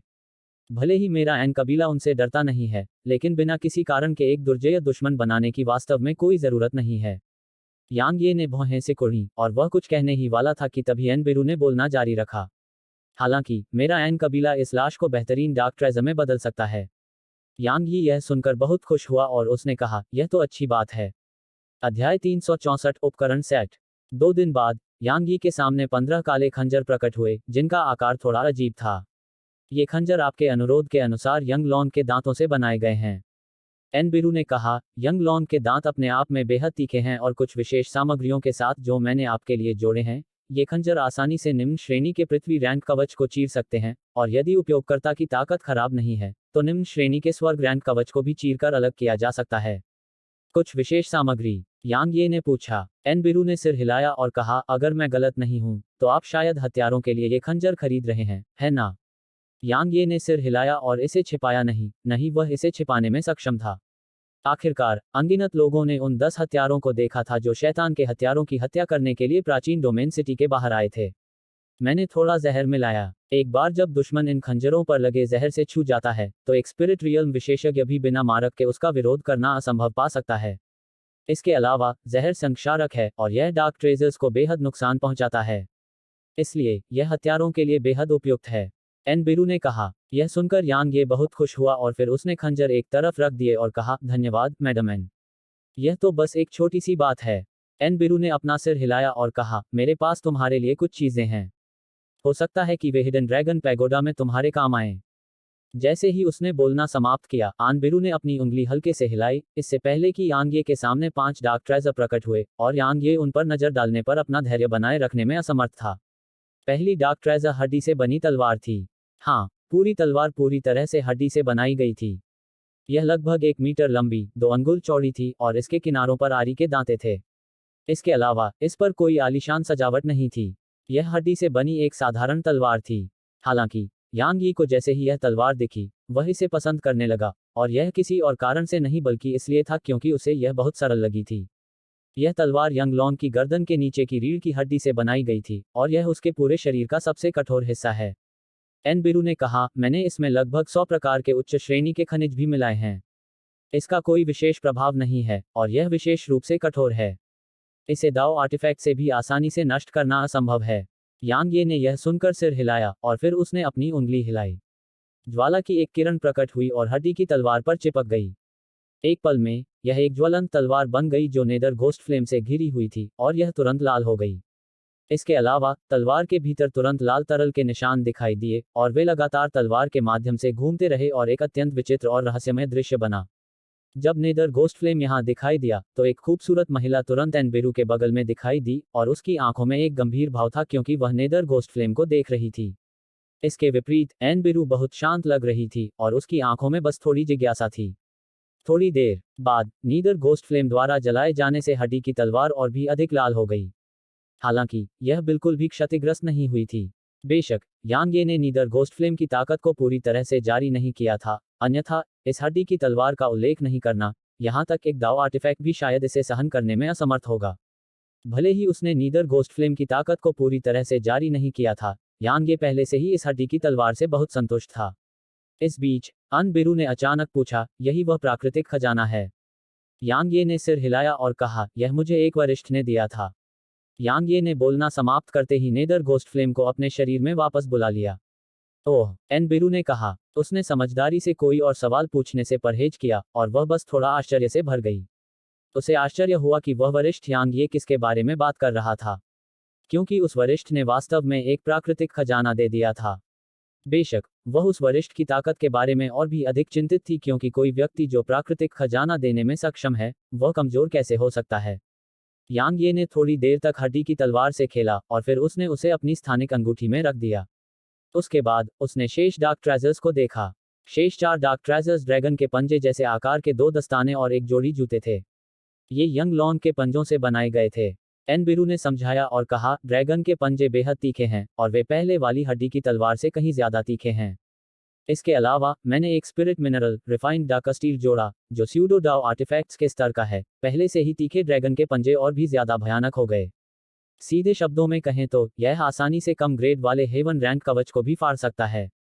यांग यी ने अपने हाथों से इशारा किया और फिर ड्रैगन के पंजे तुरंत उसकी हथेलियों में उड़ गए और फिर वे पूरी तरह से उसके हाथों के साथ जुड़ गए। 1 सेकंड से भी कम समय में उसके हाथ ड्रैगन के पंजों में बदल गए थे। उसके हाथों की हल्की सी लहर के साथ ही फटती हुई हवा से एक तीखी सीटी की आवाज तुरंत गूंज उठी। कितना तेज, कितना दुर्जय, यांग ये ने धीमी आवाज में कहा, क्योंकि वह अपने हाथ पर ड्रैगन के पंजे को देख रहा था। बेशक यह दुर्जय है, एनबिरू ने मुस्कुराते हुए कहा। यदि आप अपने नेदर घोस्ट फ्लेम के साथ उन ड्रैगन पंजों और ड्रैगन बोन तलवार को घेरने में सक्षम हैं, तो आपको एन नानजिंग के स्काई स्प्लिट का विरोध करने में सक्षम होना चाहिए। बेशक यह मुख्य रूप से नेदर घोस्ट फ्लेम के आपके उपयोग पर निर्भर करता है, अन्यथा वे स्काई स्प्लिट का विरोध करने में असमर्थ होंगे। यांग ये ने अनबिरू की ओर देखा और फिर उसकी नज़र जूतों पर पड़ी। मैं भी तुम्हें यह काला खजाना देने में थोड़ा हिचकिचा रहा हूं। इस बीच अनबिरू ने हल्के से हंसते हुए कहा, यह इन काले खजानों में सबसे अच्छा कहा जा सकता है और यह सबसे उपयोगी है। ओह, यांग ये ने कहा, कृपया बताओ। यह गति बढ़ाता है। यह बिना किसी गहन ऊर्जा प्रदान किए आपकी गति को 3 गुना तक बेहतर बना सकता है। यदि आप इसे गहन ऊर्जा प्रदान करते हैं, तो यह आपकी गति को तुरंत 5 गुना तक बेहतर बनाने में सक्षम होगा। इसके अलावा इसमें ड्रैगन के पंजों जैसा प्रभाव होता है और यह बेहद तेज होता है और इसे आपके दुश्मनों के खिलाफ इस्तेमाल किया जा सकता है। बेशक इसका एक और भी महत्वपूर्ण प्रभाव है, और वह यह है कि इन जूतों में एक उच्च श्रेणी की हेवन रैंक लड़ाकू तकनीक है जिसे मेरी चाची ने उनमें तैयार किया था, रैपिड शिफ्ट। जब तक यह सक्रिय है, यह आपकी गति को तुरंत 10 गुना तक बेहतर बनाने में सक्षम होगा। आपको इस बात की अच्छी तरह से जानकारी होनी चाहिए कि आपकी मूल गति का 10 गुना क्या दर्शाता है। बेशक यह बहुत अधिक गहन ऊर्जा की खपत करता है, और यहां तक एक शीर्ष आत्मा क्षेत्र का प्रखर व्यक्ति भी इसका बमुश्किल ही उपयोग कर पाएगा। यांग ये को यह बहुत पसंद था। अगर उसकी गति में 10 गुना वृद्धि 9वें नर्क की ठंडी आंधी के साथ मिल जाए, तो उसकी गति कुछ ऐसी होगी जिसे कोई आत्मा क्षेत्र विशेषज्ञ भी नहीं पकड़ सकता। या शायद अगर वह चाहे तो वह एक ही बार से आत्मा क्षेत्र के विशेषज्ञ को भी तुरंत नष्ट कर सकता है। चूंकि उसे यह बहुत पसंद था, इसलिए उसने कदम उठाया। यांग ये ने निर्णायक रूप से उन्हें अपने पैरों पर पहना। यह बिल्कुल भी असुविधाजनक नहीं था और सब कुछ सही था। एनबिरू ने यांग ये की तरफ देखा। उसने कुछ नहीं कहा और बस अपनी चाय का हल्का घूंट लिया। सब कुछ समेटने के बाद यांग ये ने अपना सिर उठाकर एनबिरू को देखा और फिर कहा, मैडम एन, भले ही मैंने इस सब के लिए मुख्य सामग्री उपलब्ध कराई हो, लेकिन मुझे पता है कि अगर आपकी मदद न होती तो सिर्फ ड्रैगन की लाश इतने सारे भयानक डार्क ट्रेजर बनाने के लिए पर्याप्त नहीं होती। इस दुनिया में कुछ भी मुफ्त नहीं है। मैडम एन, मुझे अपनी शर्तें बताए। एनबिरू के चेहरे पर एक मुस्कान थी जब उसने अपना चाय का प्याला नीचे रखा और फिर उसने कहा, यंग मास्टर यांग की ताकत के साथ शायद पहला स्थान प्राप्त करना मुश्किल हो सकता है, लेकिन शीर्ष 5 में कोई समस्या नहीं होगी। यंग मास्टर यांग शीर्ष 5 को प्राप्त करके ड्रैगन वेन से कर्म भाग्य प्राप्त करने में सक्षम होंगे, और आप अकेले शीर्ष 5 में से किसी एक द्वारा प्राप्त सभी कर्म भाग्य का उपयोग करने में सक्षम नहीं हैं। इसलिए तुम चाहते हो कि मैं तुम्हारे आन कबीले को कुछ कर्म भाग्य दूं। यांग ये की भौहें थोड़ी सिकुड़ गईं जब उसने कहा, कर्म भाग्य को भी बांटा जा सकता है। बेशक यह हो सकता है, अनबिरू ने कहा। जब आपको कर्म भाग्य प्रदान किया जा रहा है, तो जब तक यह कोई व्यक्ति, शक्ति या संप्रदाय है जो आपके दिमाग में आता है, तो कर्म भाग्य स्वचालित रूप से उन पर उतर आएगा। यांग ये चुप हो गया। थोड़ी देर बाद उसने कहा, मैडम एन को सच बताना चाहता हूँ, मैं मुख्य रूप से किसी को बचाने के लिए कर्म भाग्य के लिए प्रयास कर रहा हूँ। हालांकि ये डार्क ट्रेजर बहुत लुभावना थे और वह उन्हें छोड़ना नहीं चाहता था, लेकिन अगर यह जियाओ युक्सी को प्रभावित करता, तो इन डार्क ट्रेजर को छोड़ने की बात तो दूर, वह नेदर घोस्ट फ्लेम को भी छोड़ने के लिए तैयार था, अगर उसे ऐसा करना पड़ा। एनबिरू चुप हो गई। हालांकि उसने हार नहीं मानी और कहा, यह कैसा रहेगा? पहले उस व्यक्ति की जरूरतें पूरी करो जिसे तुम बचाना चाहते हो, और फिर कुछ मेरे एन कबीले को दो, ठीक है? यांग ये ने कुछ देर गहराई से सोचा और फिर कहा, यह कोई समस्या नहीं है। अनबिरू मुस्कुराया, मुझे लगता है। इस बीच यांग ये ने अचानक कहा, एन कबीले ने शायद लोगों को हिडन ड्रैगन रैंकिंग में भाग लेने के लिए भी भेजा है ना? या शायद मैडम एन ने कई अन्य असाधारण प्रतिभाओं के साथ इसी तरह का आदान प्रदान किया है ना? हाँ, एन बिरू ने इसे छिपाया नहीं और कहा, यह सिर्फ मेरे साथ ही नहीं हुआ है। कुछ असाधारण शक्तियों और छिपे हुए कुलों ने भी ऐसा ही किया है। हम अवसर को हाथ से जाने देने के बजाय गलती करना पसंद करेंगे क्योंकि थोड़ी सी दौलत हमारे लिए कुछ भी नहीं है। हालांकि कर्म भाग्य हमारे कुलों के भविष्य से जुड़ा हुआ है। सच कहूं तो यंग मास्टर यांग के अलावा लगभग 100 अन्य प्रोफेसर हैं जो मेरे एन कुल की ओर से हिडन ड्रैगन रैंकिंग में भाग ले रहे हैं। बेशक यंग मास्टर यांग मुझे लगता है कि उन सभी में सबसे होनहार हैं। यांग ये मुस्कुराए और कहा, मैं सम्मानित महसूस कर रहा हूं। जब वह यहां तक बोल रहा था तो वह अचानक एक पल के लिए रुक गया और बोला, मैडम एन, आपने एक बार मुझसे किसी को हिडन ड्रैगन रैंकिंग में पहला स्थान प्राप्त करने से रोकने के लिए कहा था। मैं जानना चाहता हूं कि वह व्यक्ति कौन है। आखिरकार हिडन ड्रैगन पैगोडा कल ही खोला जाएगा। अगर मैं अभी नहीं पूछूंगा तो बहुत देर हो जाएगी। एन बिरू ने यांग ये की ओर उदासीनता से देखा और कहा, युवा मास्टर यांग को जवाब पता है, तो क्यों पूछें? आपको बस अपना सर्वश्रेष्ठ प्रयास करना है और यह ठीक है कि आप उसके कदमों को रोक नहीं सकते। मैं इसके लिए युवा मास्टर यांग को दोष नहीं दूंगा। आखिरकार वह बहुत राक्षसी है। जब तक तलवार संप्रदाय के संस्थापक पूर्वज का पुनर्जन्म नहीं होता, अन्यथा कोई भी उसके कदमों को नहीं रोक सकता। यांग ये ने मुस्कुराते हुए कहा, लगता है मैडम एन ने पहले से ही एक योजना तैयार कर ली है। मुझे लगता है कि आपको इस बात की उम्मीद भी नहीं थी कि मैं उसे रोक पाऊंगा। युवा मास्टर यांग, आप बहुत विनम्र हो रहे हैं। एन बिरू ने सपाट लहजे में कहा, मुझे लगता है कि वह भी आपको कम आंकने की हिम्मत नहीं करेगी। आखिरकार आपके पास प्रबुद्ध तलवार दिल और एक प्राकृतिक खजाना है। यांग ये ने अपना सिर हिलाया और कहा, चलो इन सब के बारे में बात नहीं करते। संक्षेप में, आपकी मदद के लिए धन्यवाद। मैं इस दयालुता को याद रखूंगा। हिडन ड्रैगन पैगोडा कल खुलेगा, इसलिए मैं पहले से तैयारी करने के लिए वापस जा रहा हूं। अलविदा। जैसे ही उसने बोलना समाप्त किया, यांग ये ने उसे थोड़ा झुकाया और फिर मुड़कर चला गया। यांग ये के चले जाने के बाद एन बिरू के पीछे खड़ी खूबसूरत महिला ने अचानक कहा, वह एहसानों के आगे अडिग रहता है, निर्णायक और निर्दयता से काम करता है, और उसके पास एक ऐसी प्राकृतिक प्रतिभा है जो बेहद राक्षसी है। इसके अलावा वह एक बेहद वफादार व्यक्ति भी है। वह वास्तव में बुरा नहीं है। छोटी लड़की, उस पर विचार करो। यह सुनकर एन बिरू दंग रह गई और वह अचंभित होकर दरवाजे से बाहर देखने लगी। अध्याय 365 खुला। तीसरे दिन भोर की पहली किरण अभी दुनिया में उतरी ही थी कि प्राचीन डोमेन शहर के भीतर से कई आकृतियां चमक उठीं। कुछ ही समय में और भी आकृतियां ऐसा ही करने लगीं। अंत में शहर के भीतर से अनगिनत आकृतियां चमक उठीं और वे सभी एक ही दिशा की ओर चमक रही थीं। आज वह दिन था जब हिडन ड्रैगन पैगोडा को खोला जाएगा। प्राचीन डोमेन सिटी के दक्षिण पूर्व में 3000 किलोमीटर से ज्यादा दूर एक क्षेत्र में कई बड़े पहाड़ थे जो एक वृत्त बनाते थे, जबकि उनके बीच में एक डूबी हुई घाटी थी। यह व्यावहारिक रूप से एक पूर्ण वृत्त था और यह 10 मीटर से ज्यादा चौड़ा था। अनगिनत गूढ़ व्यक्ति पहाड़ों की चोटी पर खड़े थे। इस समय वे सभी उत्साहित थे क्योंकि वे कई महीनों से प्राचीन युद्ध के मैदान में थे और इन महीनों में इंतजार कर रहे थे। अब छिपे हुए ड्रैगन पैगोडा को खोलने का समय आ गया था, तो वे उत्साहित क्यों न हो। जब वह भीड़ के बीच खड़ा था और घाटी को देख रहा था, यांग ये भी उत्साहित था क्योंकि वह शियाओ यूशी को जगाने के एक कदम करीब था। हालांकि उसे एक भारी एहसास भी था, क्योंकि वह जानता था कि हिडन ड्रैगन पैगोडा के खुलने के बाद यह कितना क्रूर होगा।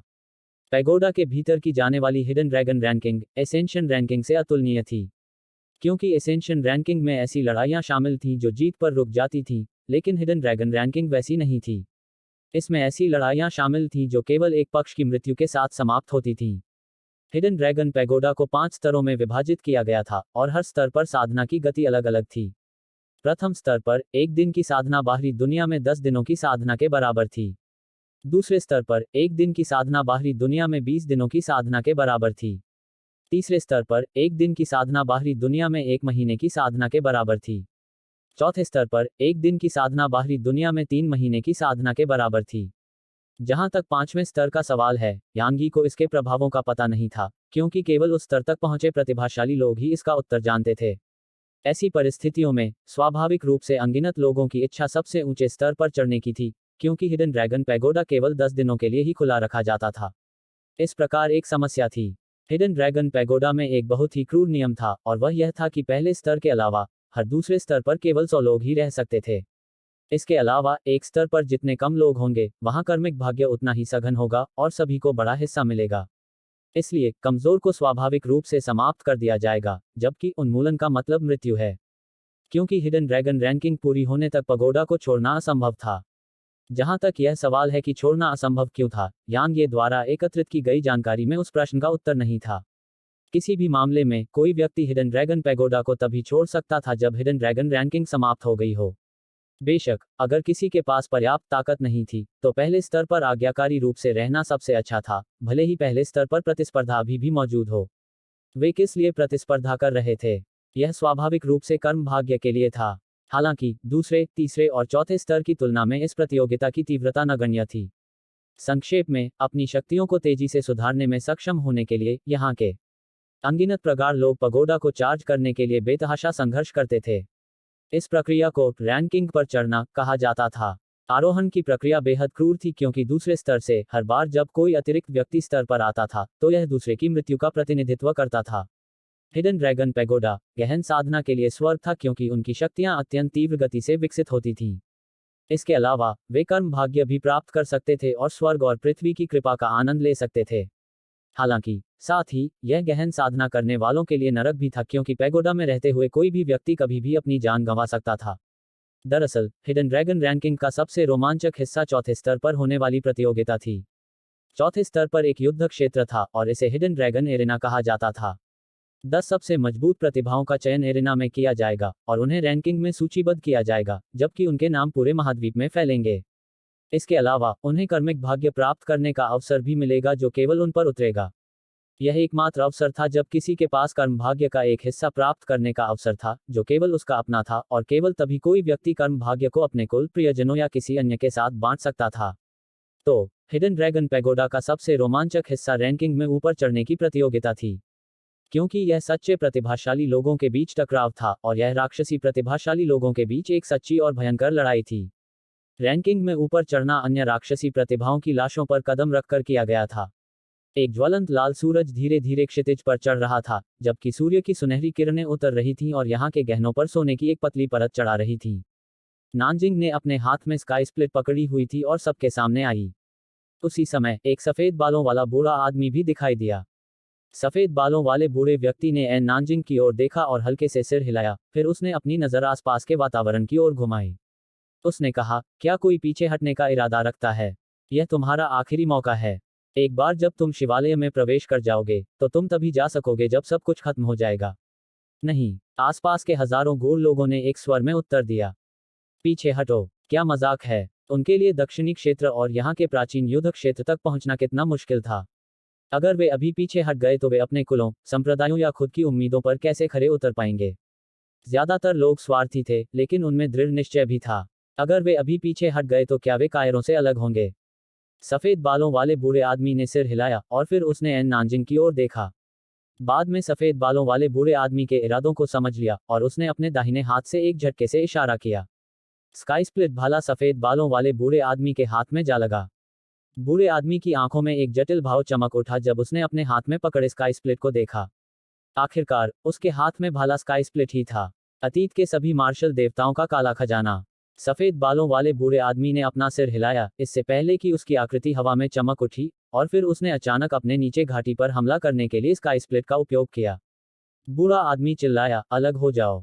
भाले की नोक पर जगह हिंसक रूप से कांप उठी, इससे पहले कि सफेद लहरों की एक लट आसपास की ओर बह गई। उसके बाद उनके नीचे घाटी की जमीन उनकी चौंकी हुई निगाहों के नीचे धीरे धीरे फटने लगी, और फिर एक विशाल काला बिंदु धीरे धीरे भूमिगत से उभरने लगा। काला बिंदु बड़ा होता गया। कुछ ही समय में सभी को इसका आकार स्पष्ट रूप से दिखाई देने लगा। यह एक शिवालय का शीर्ष था और आसपास के अनगिनत लोग इस दृश्य को देखकर उत्साह से भर गए, क्योंकि यह हिडन ड्रैगन पगोडा था। कुछ ही समय में पूरा शिवालय सबके सामने आ गया। हिडन ड्रैगन पैगोडा 3 किलोमीटर ऊंचा और 2 किलोमीटर से ज्यादा चौड़ा था। पूरा पैगोडा अंधेरा, गरिमा में, सरल और प्राचीन था। यांग ये ने पैगोडा के बारे में यही महसूस किया। टकराना। ठीक इसी समय एक विशाल सफेद रंग का ड्रैगन, जो 10 किलोमीटर से अधिक लंबा था, अचानक जमीन के नीचे से आकाश में उभरा और शिवालय के चारों ओर कुंडली मारने से पहले उसने आकाश में चक्कर लगाया। बूढ़े आदमी के चेहरे पर भाव बदल गए जब उसने यह दृश्य देखा, और उसकी आंखों में स्पष्ट आश्चर्य प्रकट हुआ, क्योंकि सफेद ड्रैगन हिडन ड्रैगन पैगोडा के नीचे ड्रैगन वेन था और इसने पूरे इतिहास में केवल एक अन्य अवसर पर खुद को दिखाया था। यह 10,000 साल पहले का वह दिन था जब तलवार संप्रदाय के संस्थापक पूर्वज हिडन ड्रैगन पैगोडा में आए थे।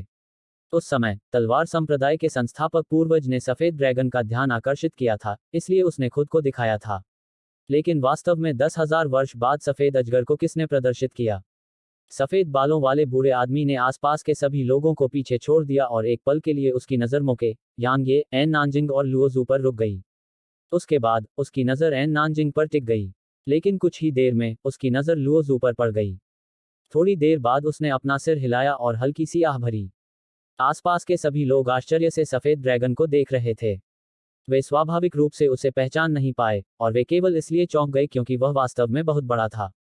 ठीक इसी समय यांग ये के शरीर के भीतर का छोटा भंवर अचानक एक पल के लिए घूम गया था। उस पल विशाल सफेद ड्रैगन की आंखें अचानक यांग ये की ओर बढ़ीं। उसकी आंखों में तड़प, घबराहट, डर और उससे भी ज्यादा उत्साह का भाव था। हाँ, उसकी विशाल आंखें उत्साह से भरी हुई थीं। लेकिन कुछ ही समय में उसकी आंखों का उत्साह क्रोध में बदल गया। गर्जन। विशाल सफेद ड्रैगन यांग ये और अन्य लोगों के ऊपर आकाश में चमक उठा, और फिर उसकी सफेद ड्रैगन जैसी सांस अचानक यांग ये और अन्य लोगों की ओर बढ़ गई। वहां मौजूद लोग डर गए। इस सफेद ड्रैगन को क्या हो गया है? यह तो हम पर हमला कर रहा है। यांग ये की पलकें भी फड़कने लगीं। वह समझ गया था कि सफेद ड्रैगन इस समय बहुत गुस्से में है, लेकिन वह यह नहीं समझ पाया कि सफेद ड्रैगन अचानक पागल क्यों हो गया। यांग ये के पास इस पर विचार करने का समय नहीं था, और वह बस पीछे हटने ही वाला था। हालांकि ठीक इसी समय सफेद बालों वाला बूढ़ा आदमी अचानक उसके ऊपर दिखाई दिया, और फिर उसने तेजी से अपनी दाहिनी हथेली को आगे की ओर पटक दिया। एक सफेद ऊर्जा हथेली अस्तित्व में आई और ड्रैगन की सांस से टकरा गई। टकराना। एक दूसरे के संपर्क में आते ही दोनों के शरीर से भयंकर ऊर्जा निकली और एक ऐसा विस्फोट हुआ जिसकी गड़गड़ाहट से हर कोई दहल उठा। थोड़ी देर बाद मनुष्य और ड्रैगन दोनों को हवा में टकराव करते देखा जा सकता था। सफेद बालों वाले बूढ़े आदमी को देखते ही सफेद ड्रैगन की आंखों में भयानक हत्या की मंशा चमक उठी। हालांकि उसने दूसरा हमला नहीं किया। उसने बस उस जगह पर ठंडी नजर डाली जहां यांग ये अभी खड़ा था, और फिर उसका आकार डगमगाया और एक सफेद रोशनी की किरण में बदल गया जो जमीन में जा गिरी। सफेद बालों वाले बूढ़े आदमी ने थोड़ा सा भौहें सिकुड़ी, जबकि उसकी आंखों में हैरानी की एक झलक दिखाई दी। इस सफेद ड्रैगन ने तब हमला नहीं किया जब उसने इतने साल पहले तलवार संप्रदाय के संस्थापक पूर्वज के रूप में खुद को दिखाया था। उसने ऐसा क्यों किया? थोड़ी देर बाद बूढ़े आदमी ने अपना सिर हिलाया, और फिर उसने अपना दाहिना हाथ हिलाया, जिससे स्काई स्प्लिट एन नानजिंग की मुट्ठी में उड़ गया। उसके बाद उसने कहा, चलो हिडन ड्रैगन रैंकिंग शुरू करते हैं। हाहा, शैतान जाति के प्रवर्तकों, मेरी आज्ञा का पालन करो। बिना किसी दया के छिपे हुए ड्रैगन पैगोडा के भीतर सभी मनुष्यों को मार डालो। अधोलोक के गूढ़ लोगों, मेरी आज्ञा मानो। मनुष्यों पर दया मत करो। सफेद बालों वाले बूढ़े व्यक्ति ने अभी बोलना समाप्त ही किया था कि शैतान जाति और अधोलोक जाति के प्रगाढ़ व्यक्तियों का समूह मोके और हुन यू के नेतृत्व में नीचे की ओर उड़ाया, और जैसे ही वे जमीन पर उतरे, वे छिपे हुए ड्रैगन पैगोडा में घुस गए। जब मानव दीपदर्शकों ने यह दृश्य देखा तो उनके चेहरे पर तुरंत ही अप्रिय भाव आ गए। शैतान जाति और अधोजाति दोनों के पास एक नेता था, लेकिन उनकी मानव जाति के पास कोई नेता नहीं था। अगर उनके पास कोई नेता नहीं होता, तो वे अपने दुश्मनों के खिलाफ एकजुट नहीं हो पाते, चाहे उनके बीच कितने भी गहरे लोग क्यों न हों। इसलिए अधोजाति और शैतान जाति का सामना करने पर उनका एकमात्र भाग्य जो उनका इंतजार कर रहा था, वह था वध किया जाना। कुछ ही देर में यहाँ के मानव दीप शिक्षकों ने अपनी निगाहें एन नानजिंग की ओर घुमाईं। हालांकि बाद में उनकी ओर एक नजर भी नहीं डाली, इससे पहले कि उसकी आकृति चमक उठती। अगले ही पल वह घाटी में पहुंच गई और शिवालय में चली गई। कुछ ही देर में आसपास के लोगों ने मू जून की तरफ अपनी नजरें घुमाईं। मू जून ने कुछ देर तक गहराई से सोचा, फिर उसकी भी छवि चमक उठी और वह घाटी में छलांग लगाकर शिवालय में चला गया। उनके विचार में ये गूढ़ लोग अभी उनके लिए बोझ थे, क्योंकि अगर वह उन्हें पगोडा में ले जाता तो उसे शैतान जाति और अधो जाति का सामना करना पड़ता। आसपास के असंख्य मानवों के चेहरों पर और भी अधिक भद्दे भाव थे। इस बीच दक्षिणी क्षेत्र के वे लोग जिन्होंने अतीत में यांग ये के साथ शैतान और अधोलोक के लोगों को मार डाला था, यांग ये के पीछे आकर खड़े हो गए थे। यांग ये ने उन्हें सिर हिलाकर इशारा किया और फिर कहा, आओ हम शिवालय तक जाते हुए हत्या करते हैं। चलो हम पगोडा तक पहुंचने के लिए हत्याएं करते हैं। सभी एक स्वर में चिल्लाए और उनकी आवाज आसमान तक गूंज उठी। अध्याय 366 चुना हुआ। हिडन ड्रैगन पैगोडा में प्रवेश करने के बाद यांग यी और अन्य लोगों ने तुरंत अपने शरीर में आराम की लहर महसूस की। क्यों? क्योंकि यहाँ स्वर्ग और पृथ्वी की आध्यात्मिक ऊर्जा वास्तव में बहुत सघन और अत्यंत शुद्ध थी। इसमें जरा सी भी अशुद्धता नहीं थी। पहली मंजिल पर जगह बहुत चौड़ी थी और इसमें कुछ हजार से ज्यादा लोग बैठ सकते थे। हालांकि कुल 70 या 80 हजार लोग इसमें भाग ले रहे थे। दूसरे शब्दों में, खून की नदियां जरूर बहेंगी। यांग यी और अन्य लोगों के पगोडा में प्रवेश करने के कुछ ही समय बाद अनगिनत मानव प्रगाढ़ व्यक्ति क्रमिक रूप से अंदर घुस आए, और फिर उन सभी को ऐसा लगा जैसे उन्हें पहले स्तर पर घनी आध्यात्मिक ऊर्जा को महसूस करने पर उत्तेजक इंजेक्शन दिया गया हो। इससे उनके शरीर उत्तेजना से उबलने लगे। हालांकि जल्दी ही एक समस्या उत्पन्न हो गई, क्योंकि अधिक से अधिक प्रॉफर प्रवेश कर रहे थे और पहला स्तर जल्दी ही भर गया। इसलिए कुछ प्रॉफर के पास दूसरे स्तर पर जाने के अलावा कोई विकल्प नहीं था। लेकिन वहां पहुंचने के बाद भी स्थिति वैसी ही थी, क्योंकि दूसरे स्तर पर इतनी बड़ी संख्या में मानव प्रॉफर को समायोजित करना संभव नहीं था। इस प्रकार ये मानव प्रॉफर तीसरे स्तर पर चले गए। पहले की तरह तीसरे स्तर पर स्थान जल्दी ही अपर्याप्त हो गया, और फिर कई मानव प्रक्षेपक चौथे स्तर की ओर बढ़ गए। टकराना। जिस मानव ने अभी अभी चौथे स्तर पर कदम रखा था, उसे खुशी से झूमने का मौका भी नहीं मिला जब ऊर्जा की अनगिनत किरणें उनकी ओर बढ़ीं। वे सभी चौंक गए, और ऊर्जा की किरणों के नीचे तुरंत उनकी जान चली गई। शैतानी गहराई वाले लोगों में से एक चौथे तल के प्रवेश द्वार पर खड़ा था और अपने नीचे खड़े मानव गहराई वाले लोगों को ठंडी निगाहों से देख रहा था। उसने क्रूर आवाज में कहा, मानवों, एक कदम आगे बढ़ो और मर जाओ। मर जाओ मेरी गांड। मनुष्यों में से कुछ में हिम्मत थी, और वे तुरंत क्रोधित हो गए जब उन्होंने देखा कि शैतान ने उनके प्रति इतना अत्याचार किया। वे आगे बढ़े, और उनके पीछे के दीपहटर अब इतने भयभीत नहीं थे जब उन्होंने दूसरों को हमला करते देखा, इसलिए वे भी आगे बढ़े। हालांकि टकराना। ऊर्जा की अनगिनत किरणें ज्वार के पानी की तरह चौथे स्तर से नीचे की ओर बढ़ीं, और कुछ चार्जिंग डिपोप्टर्स तुरंत ही नष्ट हो गए।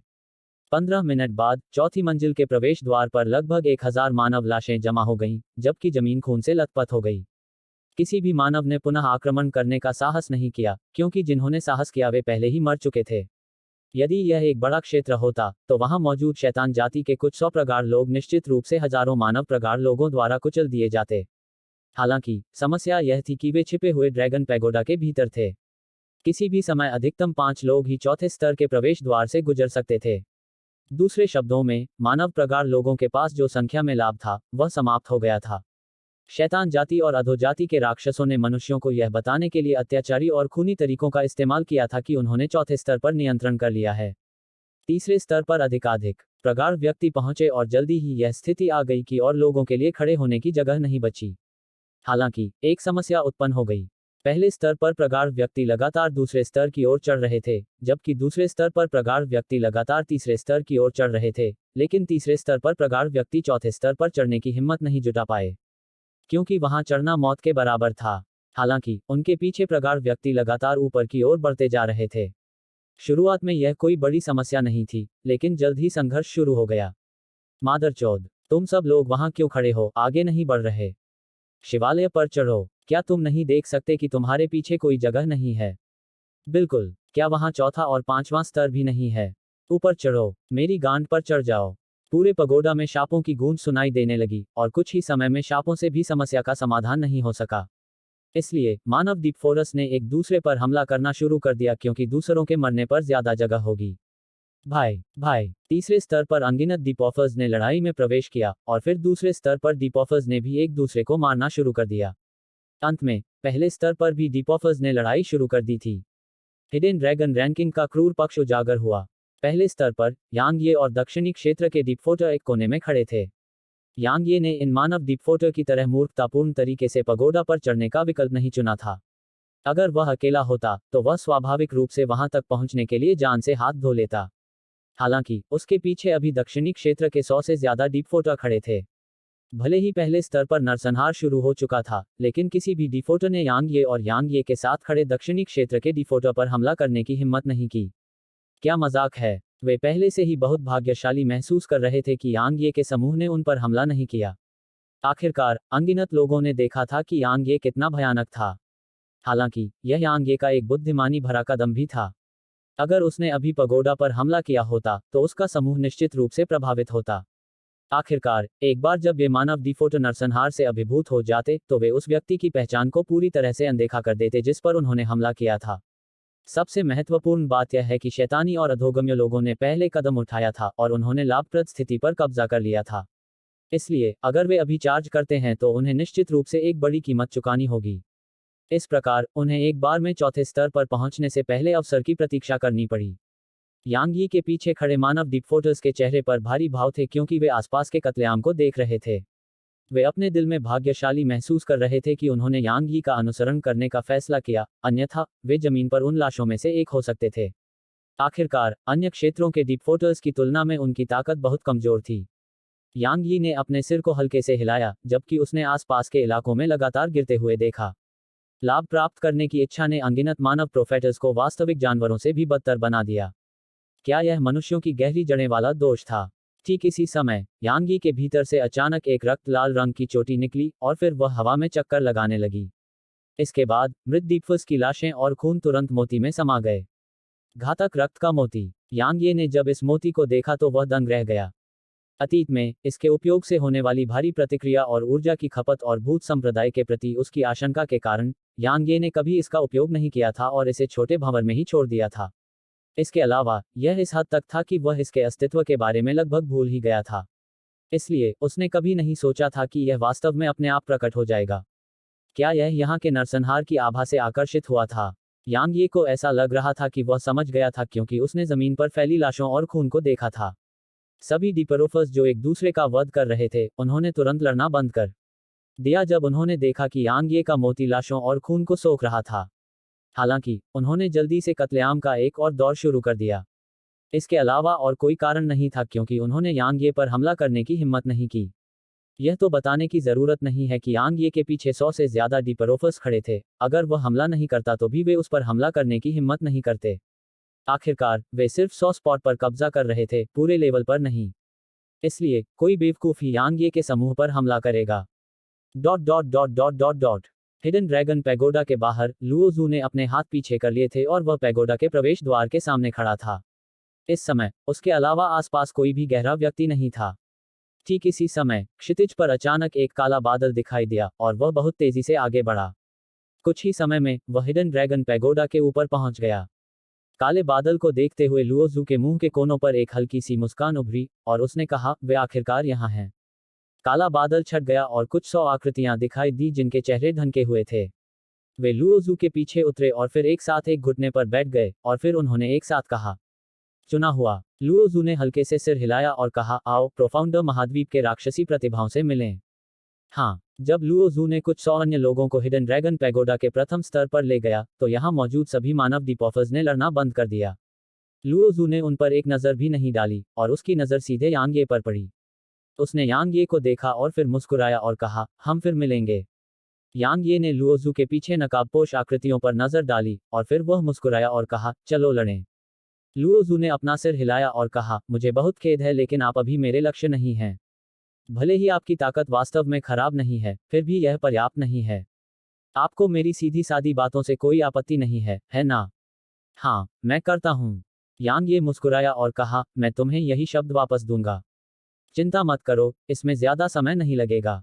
आखिरकार हम जल्द या बाद में लड़ेंगे, है ना? वास्तव में? लुओ जू ने सिर हिलाया और कहा, मुझे आशा है कि आप मुझे निराश नहीं करेंगे। आखिरकार दक्षिणी क्षेत्र के गहन लोगों में केवल आप ही सक्षम हैं।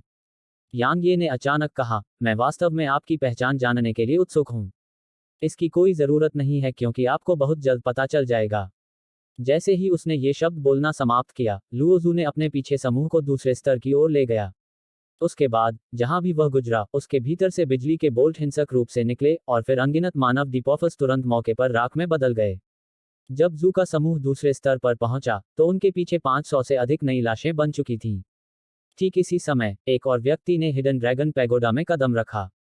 यांग ये की आंखें इस व्यक्ति को देखकर तुरंत सिकुड़ गईं और फिर उसकी आंखों में हत्या की मंशा विस्फोटक रूप से उभर आई, क्योंकि यह कोई और नहीं बल्कि मो किंग्यू था, जिसे उस दिन प्राचीन म्यान की आत्मा ने बचाया था।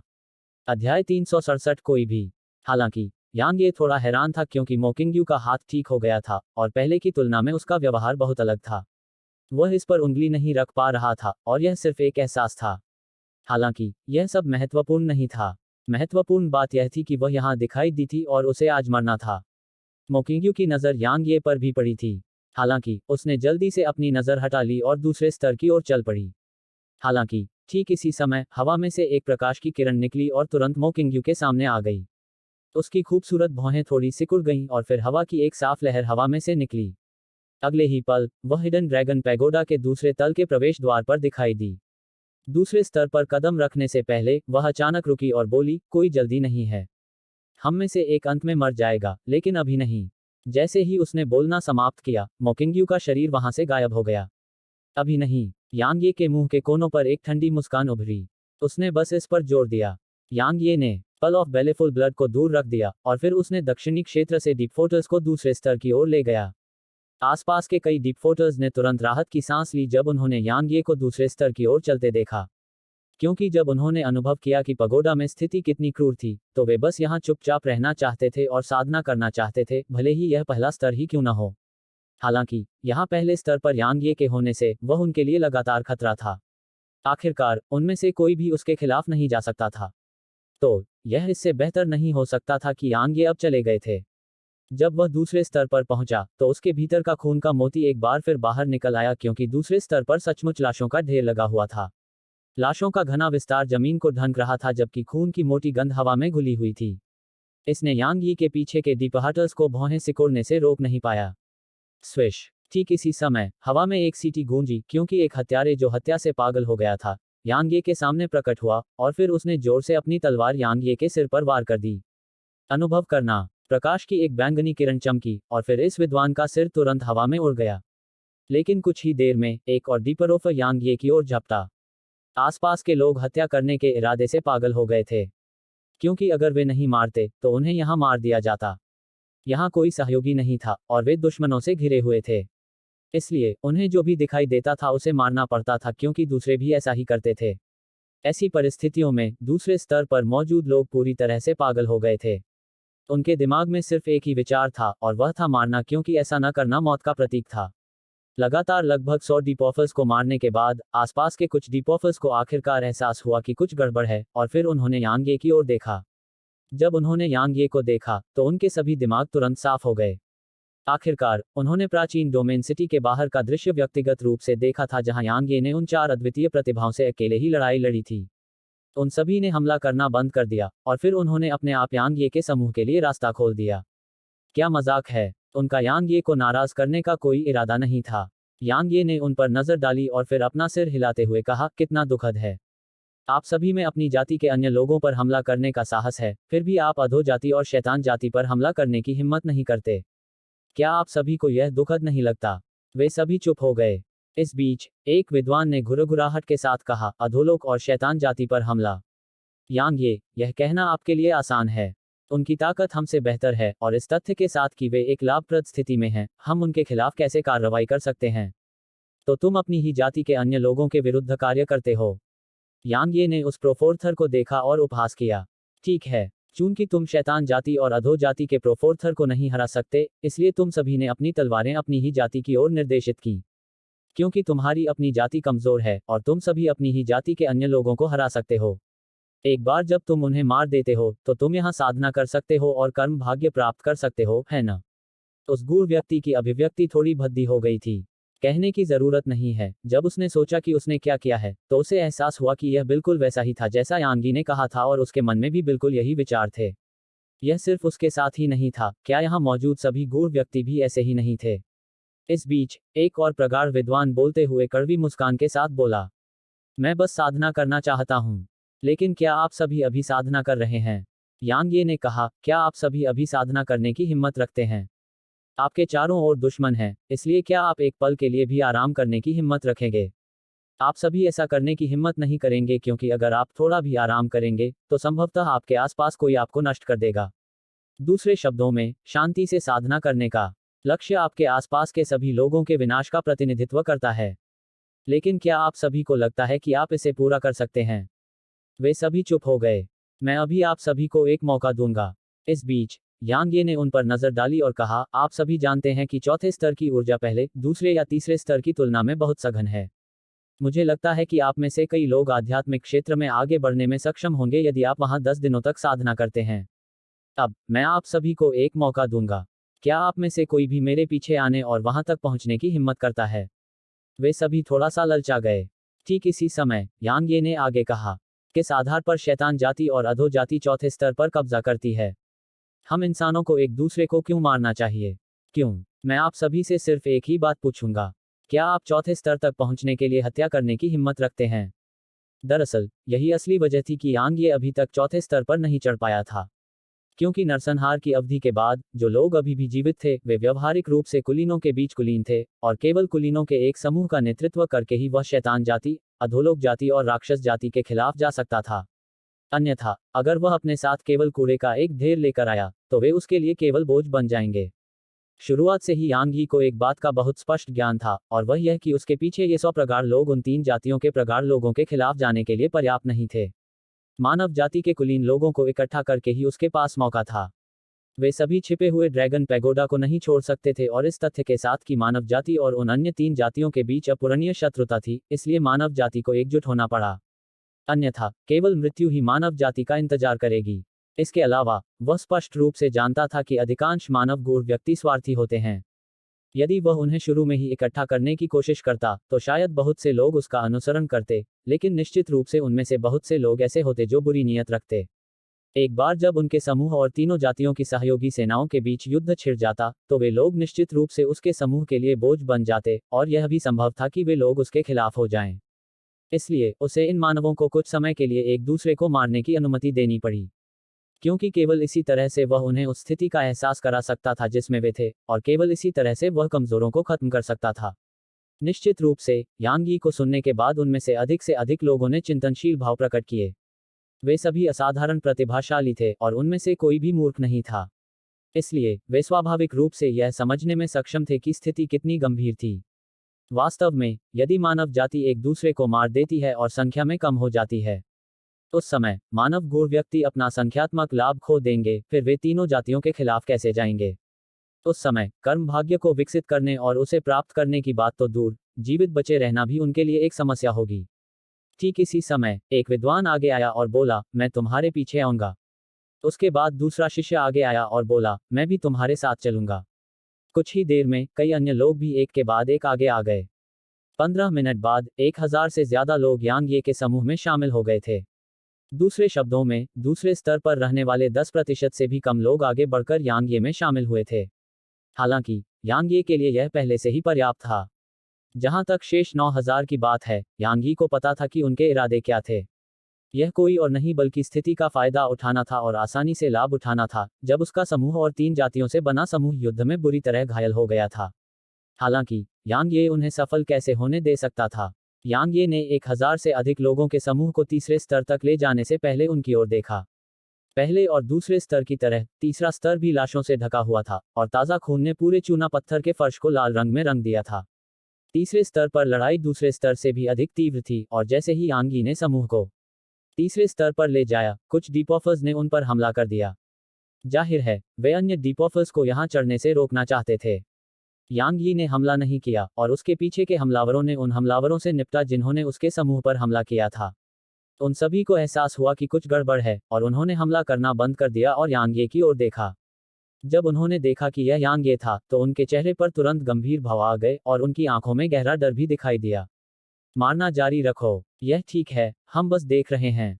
यांग ये ने ये शब्द बोलते हुए मुस्कुराया। उनके मुंह के कोने फड़कने लगे। हत्या जारी रखेंगे बॉस? क्या आपके रहते हम हत्या जारी रखने की हिम्मत कर सकते हैं? क्या तुम अब और हत्या नहीं करोगे? यांग ये ने कहा, तो चलो बात करते हैं। मैं सीधे मुद्दे पर आता हूं। क्या कोई मेरे पीछे आकर चौथे स्तर तक पहुंचने के लिए हत्या करने को तैयार है? अगर कोई है तो यहां आ जाओ। अध्याय 368 मरो। वे सभी स्तब्ध थे, और फिर अपने सदमे से उबरने के बाद उन्होंने चुप्पी बनाए रखी। वे चौथे स्तर पर भी अपना रास्ता बनाना चाहते थे, और उन्होंने कोशिश भी की थी। हालांकि क्या प्रवेश द्वार पर पहाड़ की तरह ढेर की गई लाशें स्पष्ट नहीं थीं। जब शैतान के लोग वहां पहरा दे रहे थे तो वे वहां कैसे अपना रास्ता बना सकते थे? ऊपर जाना निश्चित मृत्यु का प्रतिनिधित्व करता था, और अगर वे यहां रहे तो उनके पास बचने का मौका था। तुम्हारी हिम्मत नहीं है। यांग ये के मुंह के कोनों पर उपहास की एक झलक उभरी, और फिर उसने कहा, शैतान, अधोलोक और राक्षस जाति कुल मिलाकर 2000 प्रगाढ़ व्यक्ति भी नहीं हैं, लेकिन कितने मानव प्रगाढ़ व्यक्ति हैं। आइए भूल जाएं कि उन 3 जातियों ने प्राचीन युद्ध के मैदान में आप सभी को धमकाया, अपमानित किया और उन पर अत्याचार किया। अब हिडन ड्रैगन पैगोडा आपके भविष्य और आपके कुलों या संप्रदाय के भविष्य से संबंधित है। तो क्या आप सभी अभी भी उत्पीड़न और अपमान सहना जारी रखने के लिए तैयार हैं? वे सभी फिर भी चुप रहे। आखिरकार चौथे स्तर पर चढ़ना 3 जातियों के खिलाफ जाने का प्रतिनिधित्व करता था।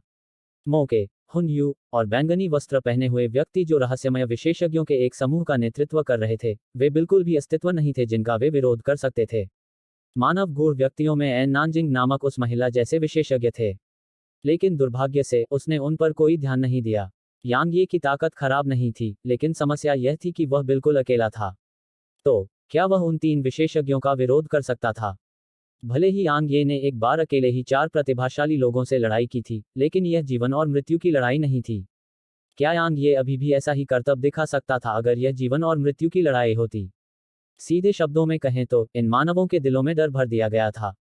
यांग ये के चेहरे पर उपहासपूर्ण मुस्कान तब और बढ़ गई जब उसने उन्हें चुप देखा। क्या आप सभी को लगता है कि जब तक आप यहाँ एक जगह साफ कर देते हैं और ठीक से साधना करते हैं, तब तक अधोलोक, शैतान और राक्षस जाति के वे गूढ़ लोग आप सभी को जाने देंगे? बस खुद ही इसके बारे में सोचो। क्या वे आप सभी को जाने देंगे? वे नहीं देंगे। मुझे यकीन है कि जब आप सभी एक दूसरे से लड़ेंगे और एक निश्चित सीमा तक एक दूसरे को मार डालेंगे, तो वे इस क्षेत्र को साफ करने के लिए नीचे आएंगे। उस समय आप सभी उनका विरोध कैसे करेंगे? अगर हम अभी भी आगे बढ़ जाएं, तो हम उनका विरोध कैसे करेंगे? इस बीच एक गूढ़ व्यक्ति ने जवाब में एक सवाल पूछा, अपनी जान की बाजी लगाकर। यांग ये ने कहा, अगर हम अभी ऊपर जाते हैं, तो हम जीवन या मृत्यु की लड़ाई लड़ेंगे क्योंकि हमारे पास अभी भी ऐसा करने की योग्यता है। आप सभी को यह समझना चाहिए कि जब आप एक दूसरे को मार रहे हैं, तो वे वहां कड़ी मेहनत से साधना कर रहे हैं। इस तथ्य के साथ कि वहां ऊर्जा बहुत सघन है, वे निश्चित रूप से आप सभी से पहले आध्यात्मिक क्षेत्र में आगे बढ़ेंगे। एक बार ऐसा होने के बाद मुझे बताएं कि क्या आप अभी भी उन्हें हराने की उम्मीद के साथ अपने जीवन को जोखिम में डालने की क्षमता रखेंगे? यह सुनकर उनकी पलकें झपक गईं और उन्हें एहसास हुआ कि वे यह भूल गए थे। ठीक है, एक बार जब वे आत्मिक क्षेत्र में आगे बढ़ जाते हैं, तो हमारे लिए एकमात्र भाग्य जो इंतजार कर रहा है वह है मृत्यु। हमारी ताकतें पहले से ही उनके लिए कमजोर हैं, इसलिए यदि वे आत्मिक क्षेत्र में आगे बढ़ते हैं, तो हम उनसे कैसे लड़ सकते हैं? वह सही कह रहा है। इस बीच एक आदमी अचानक दूसरे स्तर से चला आया। वह कोई और नहीं बल्कि केंद्रीय क्षेत्र के 3 उत्कृष्ट प्रतिभाशाली लोगों में से एक था, यंग मास्टर शी लुओ, जो लंबे समय से खुद को सार्वजनिक रूप से नहीं दिखा था। युवा मास्टर शी लुओ उनके पास आए और उनके सामने खड़े होकर कहा, यांग ये सही कह रहे हैं। अगर आप सभी एकजुट नहीं हुए, तो आप सभी की मौत ही होगी। युवा मास्टर शी लुओ, आप तीनों केंद्रीय क्षेत्र के उत्कृष्ट प्रतिभाशाली लोग यांग ये के साथ गठबंधन करने का इरादा रखते हैं? एक प्रगाढ़ व्यक्ति ने थोड़े उत्साहित स्वर में यह प्रश्न पूछा, क्योंकि अगर वे तीनों यांग ये के साथ सेना में शामिल हो जाते, तो मानव प्रगाढ़ व्यक्ति को अब शैतान, अधोलोक और राक्षस जाति से डरने की जरूरत नहीं होती। केंद्रीय क्षेत्र के 3 उत्कृष्ट प्रतिभाशाली व्यक्ति। युवा मास्टर शी लुओ ने आत्मा उपहास के साथ हंसते हुए कहा, अब से केंद्रीय क्षेत्र में केवल एक ही उत्कृष्ट प्रतिभाशाली व्यक्ति है। बाकी सभी लोग हैरान थे। ली किंगशुई और नानगोंग मिंग मर चुके हैं। ठीक उसी समय जब आसपास के लोग हैरान थे, यंग मास्टर शी लुओ ने कहा, यह एक रहस्यमय विशेषज्ञ था जिसने उन्हें मार डाला, और मेरी जांच के अनुसार वह रहस्यमय विशेषज्ञ कोई इंसान नहीं है। दूसरे शब्दों में, हमारी मानव जाति का एक और असाधारण रूप से भयानक दुश्मन है। इसलिए यदि आप सभी एकजुट नहीं होते हैं और अभी भी एक दूसरे को मारने का इरादा रखते हैं, तो क्या मृत्यु के अलावा कोई और भाग्य हो सकता है जो आप सभी का इंतजार कर रहा हो? जब उन्होंने सुना कि ली किंगशुई और नानगोंग मिंग मर चुके हैं, तो उनके चेहरे पर सदमा छा गया। वे दोनों केंद्रीय क्षेत्र के 3 उत्कृष्ट प्रतिभाशाली लोगों में से थे और उन्होंने स्वर प्रवेश द्वार पर भी विजय प्राप्त की थी। इसके अलावा उन तीनों ने अतीत में एक साथ दायरे के विशेषज्ञ को मारने के लिए सेना में शामिल भी हो गए थे। उन्हें कौन मार सकता था? मोके, या शायद हुन यू। यांग ये ने भी भौहें सिकोड़ी। ली किंगशुई और नानगोंग मिंग की ताकत बहुत ही भयानक थी और उनमें से किसी को भी मारना बहुत मुश्किल था। फिर भी अब वे दोनों मारे जा चुके थे। ऐसा करने की ताकत किसके पास है? मोके, हुन यू, मार्शल गॉड एंड नानजिंग, या शायद यह लुओ जू था। संक्षेप में, चाहे वह कोई भी हो, वह लापरवाह नहीं हो सकता था, क्योंकि हिडन ड्रैगन पैगोडा में किसी भी तरह की लापरवाही उसकी मौत का कारण बन सकती थी। इस बीच 9वीं श्रेणी के संप्रदाय के एक गूढ़ व्यक्ति ने आगे बढ़कर थोड़ा परेशान भाव से पूछा, युवा मास्टर शी लुओ, क्या वरिष्ठ भाई ली और वरिष्ठ बहन नानगोंग वास्तव में मर गए हैं? शी लू ने सिर हिलाया और कहा, उस समय हम तीनों मौत के रेगिस्तान की ओर जाने वाले थे। रास्ते में ली किंगशुई के साथ मेरी बहस हो गई और फिर मैं गुस्से में वहां से चला गया।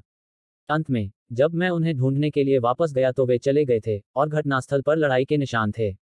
जिस व्यक्ति ने उन्हें मारा वह बहुत ताकतवर था, वाकई बहुत ताकतवर। वह व्यक्ति इतना ताकतवर था कि उसे भागने का मौका भी नहीं मिला। यह सुनकर आसपास मौजूद अनगिनत गूढ़ व्यक्तियों के दिल कांप उठे। उनके जैसे भयानक अस्तित्व को भी भागने का मौका नहीं मिला। हे भगवान, अगर हम उनसे भिड़ गए तो क्या हमारे पास प्रतिरोध करने की जगह भी होगी? आखिर वह कौन था? आखिर इतना राक्षसी और डरावना कौन है? किसी ने पूछा, वरिष्ठ भाई शीलुओ, क्या आप पुष्टि कर सकते हैं कि यह राजा रीलम्प्रोप्रोफा था जिसने उन्हें मार डाला? शीलू ने सिर हिलाया और कहा, शुरुआत में मुझे विश्वास नहीं था कि एक अकेला किंग रीलम्प्रोप्रोफा उन दोनों को भी मार सकता है। इसलिए मैं एल्डर कियान हुआन की तलाश में गया। हालांकि उसने मुझे बताया कि प्राचीन युद्ध के मैदान में कोई भी स्पिरिट रियल्म विशेषज्ञ नहीं दिखा था और यह वास्तव में एक किंग रीलम्प्रोप्रोफा था जिसने उन्हें मार डाला। जहां तक उस व्यक्ति के बारे में है, उसने मुझे इसका उत्तर नहीं बताया। उसने मुझे केवल इतना बताया कि उस व्यक्ति की तलाश न करूं और मेंग का बदला न लूं। हाहा, लेकिन क्या यह संभव भी है? मेंग शरीर और आत्मा दोनों से मर चुकी है। वह व्यक्ति कितना निर्दयी है। मैं, शीलू, यह कहने की हिम्मत कैसे कर सकता हूं कि मैं नांगोंग मेंग से प्यार करता हूं अगर मैं उसका बदला नहीं लूंगा? आसपास के सभी लोग एक बार फिर चुप हो गए, क्योंकि उन्होंने देखा कि उनकी मौजूदा स्थिति बद से बदतर होती जा रही थी। हिडन ड्रैगन पैगोडा सिर्फ 10 दिनों के लिए खुला रहेगा और उन्हें आश्चर्य हुआ कि क्या वे इन 10 दिनों तक जीवित रह पाएंगे। यांग ये ने शीलू को देखा और पूछा, क्या तुम पता लगा सकते हो कि उन्हें किसने मारा? मैं नहीं कर सकता। शीलू ने अपना सिर हिलाया और कहा, लेकिन यहाँ केवल वे कुछ लोग ही उनके लिए खतरा बन सकते हैं। मोके, हुन यू, मोकिंग यू, वह रहस्यमयी बैंगनी वस्त्रधारी आदमी, एन नानजिंग। ठीक है। तुम, यांग ये, भी। तुम सभी ने जो ताकत सतह पर दिखाई है, वह उन्हें अकेले मारने के लिए अपर्याप्त है। दूसरे शब्दों में, तुम सभी में से किसी ने निश्चित रूप से अपनी ताकत छिपाई है। हाहा, वास्तव में, यह कहा जाना चाहिए कि तुम सभी ने अपनी ताकत छिपाई है ना? यांग ये ने अपना सिर हिलाया और कहा, मुझे सेना की जरूरत है। तो क्या मैं तुम्हें शामिल कर सकता हूं? अन्यथा, मुझे उन 3 जातियों के सदस्यों से लड़ने की अपनी क्षमता पर भरोसा नहीं है। बेशक, शीलू मुस्कुराया और फिर वह यांग ये के पास खड़ा हो गया। मुझे भी शामिल कर लो। इस बीच, दूसरे स्तर से एक और आदमी उछल कर आया और यांग ये उसे भी जानता था। यह जी यानशी था। जी यानशी को देखकर यांग ये के मुंह के कोनों पर एक हल्की सी मुस्कान उभरी और उसने कहा, स्वागत है। जी यानशी ने हंसते हुए कहा, मैं, जी यानशी, जब तुम शैतान जाति और अधोजाति के उन कमीनों को मारने जा रही हो, तो वहां कैसे नहीं हो सकती? मैं बहुत दिनों से उन्हें देख नहीं पा रही हूं। अब जब आज मुझे मौका मिला है, तो मैं जी भरकर उन्हें मारूंगी। यांग यी मुस्कुराया और फिर उसने तीसरे स्तर पर अन्य गहन अध्ययनकर्ताओं की ओर देखा और फिर कहा, कोई और है? अपनी गतिविधि या योजना में मुझे शामिल करें। अपनी गतिविधि या योजना में मुझे शामिल करें। जब उन्होंने देखा कि यंग मास्टर शीलुओ और जियानशी दोनों ने यांग यी के समूह में शामिल होने का फैसला किया है, तो तीसरे स्तर पर कुछ बहादुर प्रगाढ़ साधक, जिनके पास तुलनात्मक रूप से दुर्जेय ताकत थी, तुरंत आगे बढ़ गए। आखिरकार, यहाँ के कुछ प्रगाढ़ साधकों की अपनी बड़ी आकांक्षाएं थीं और चौथे स्तर पर साधना की गति तीसरे स्तर से कहीं बेहतर थी।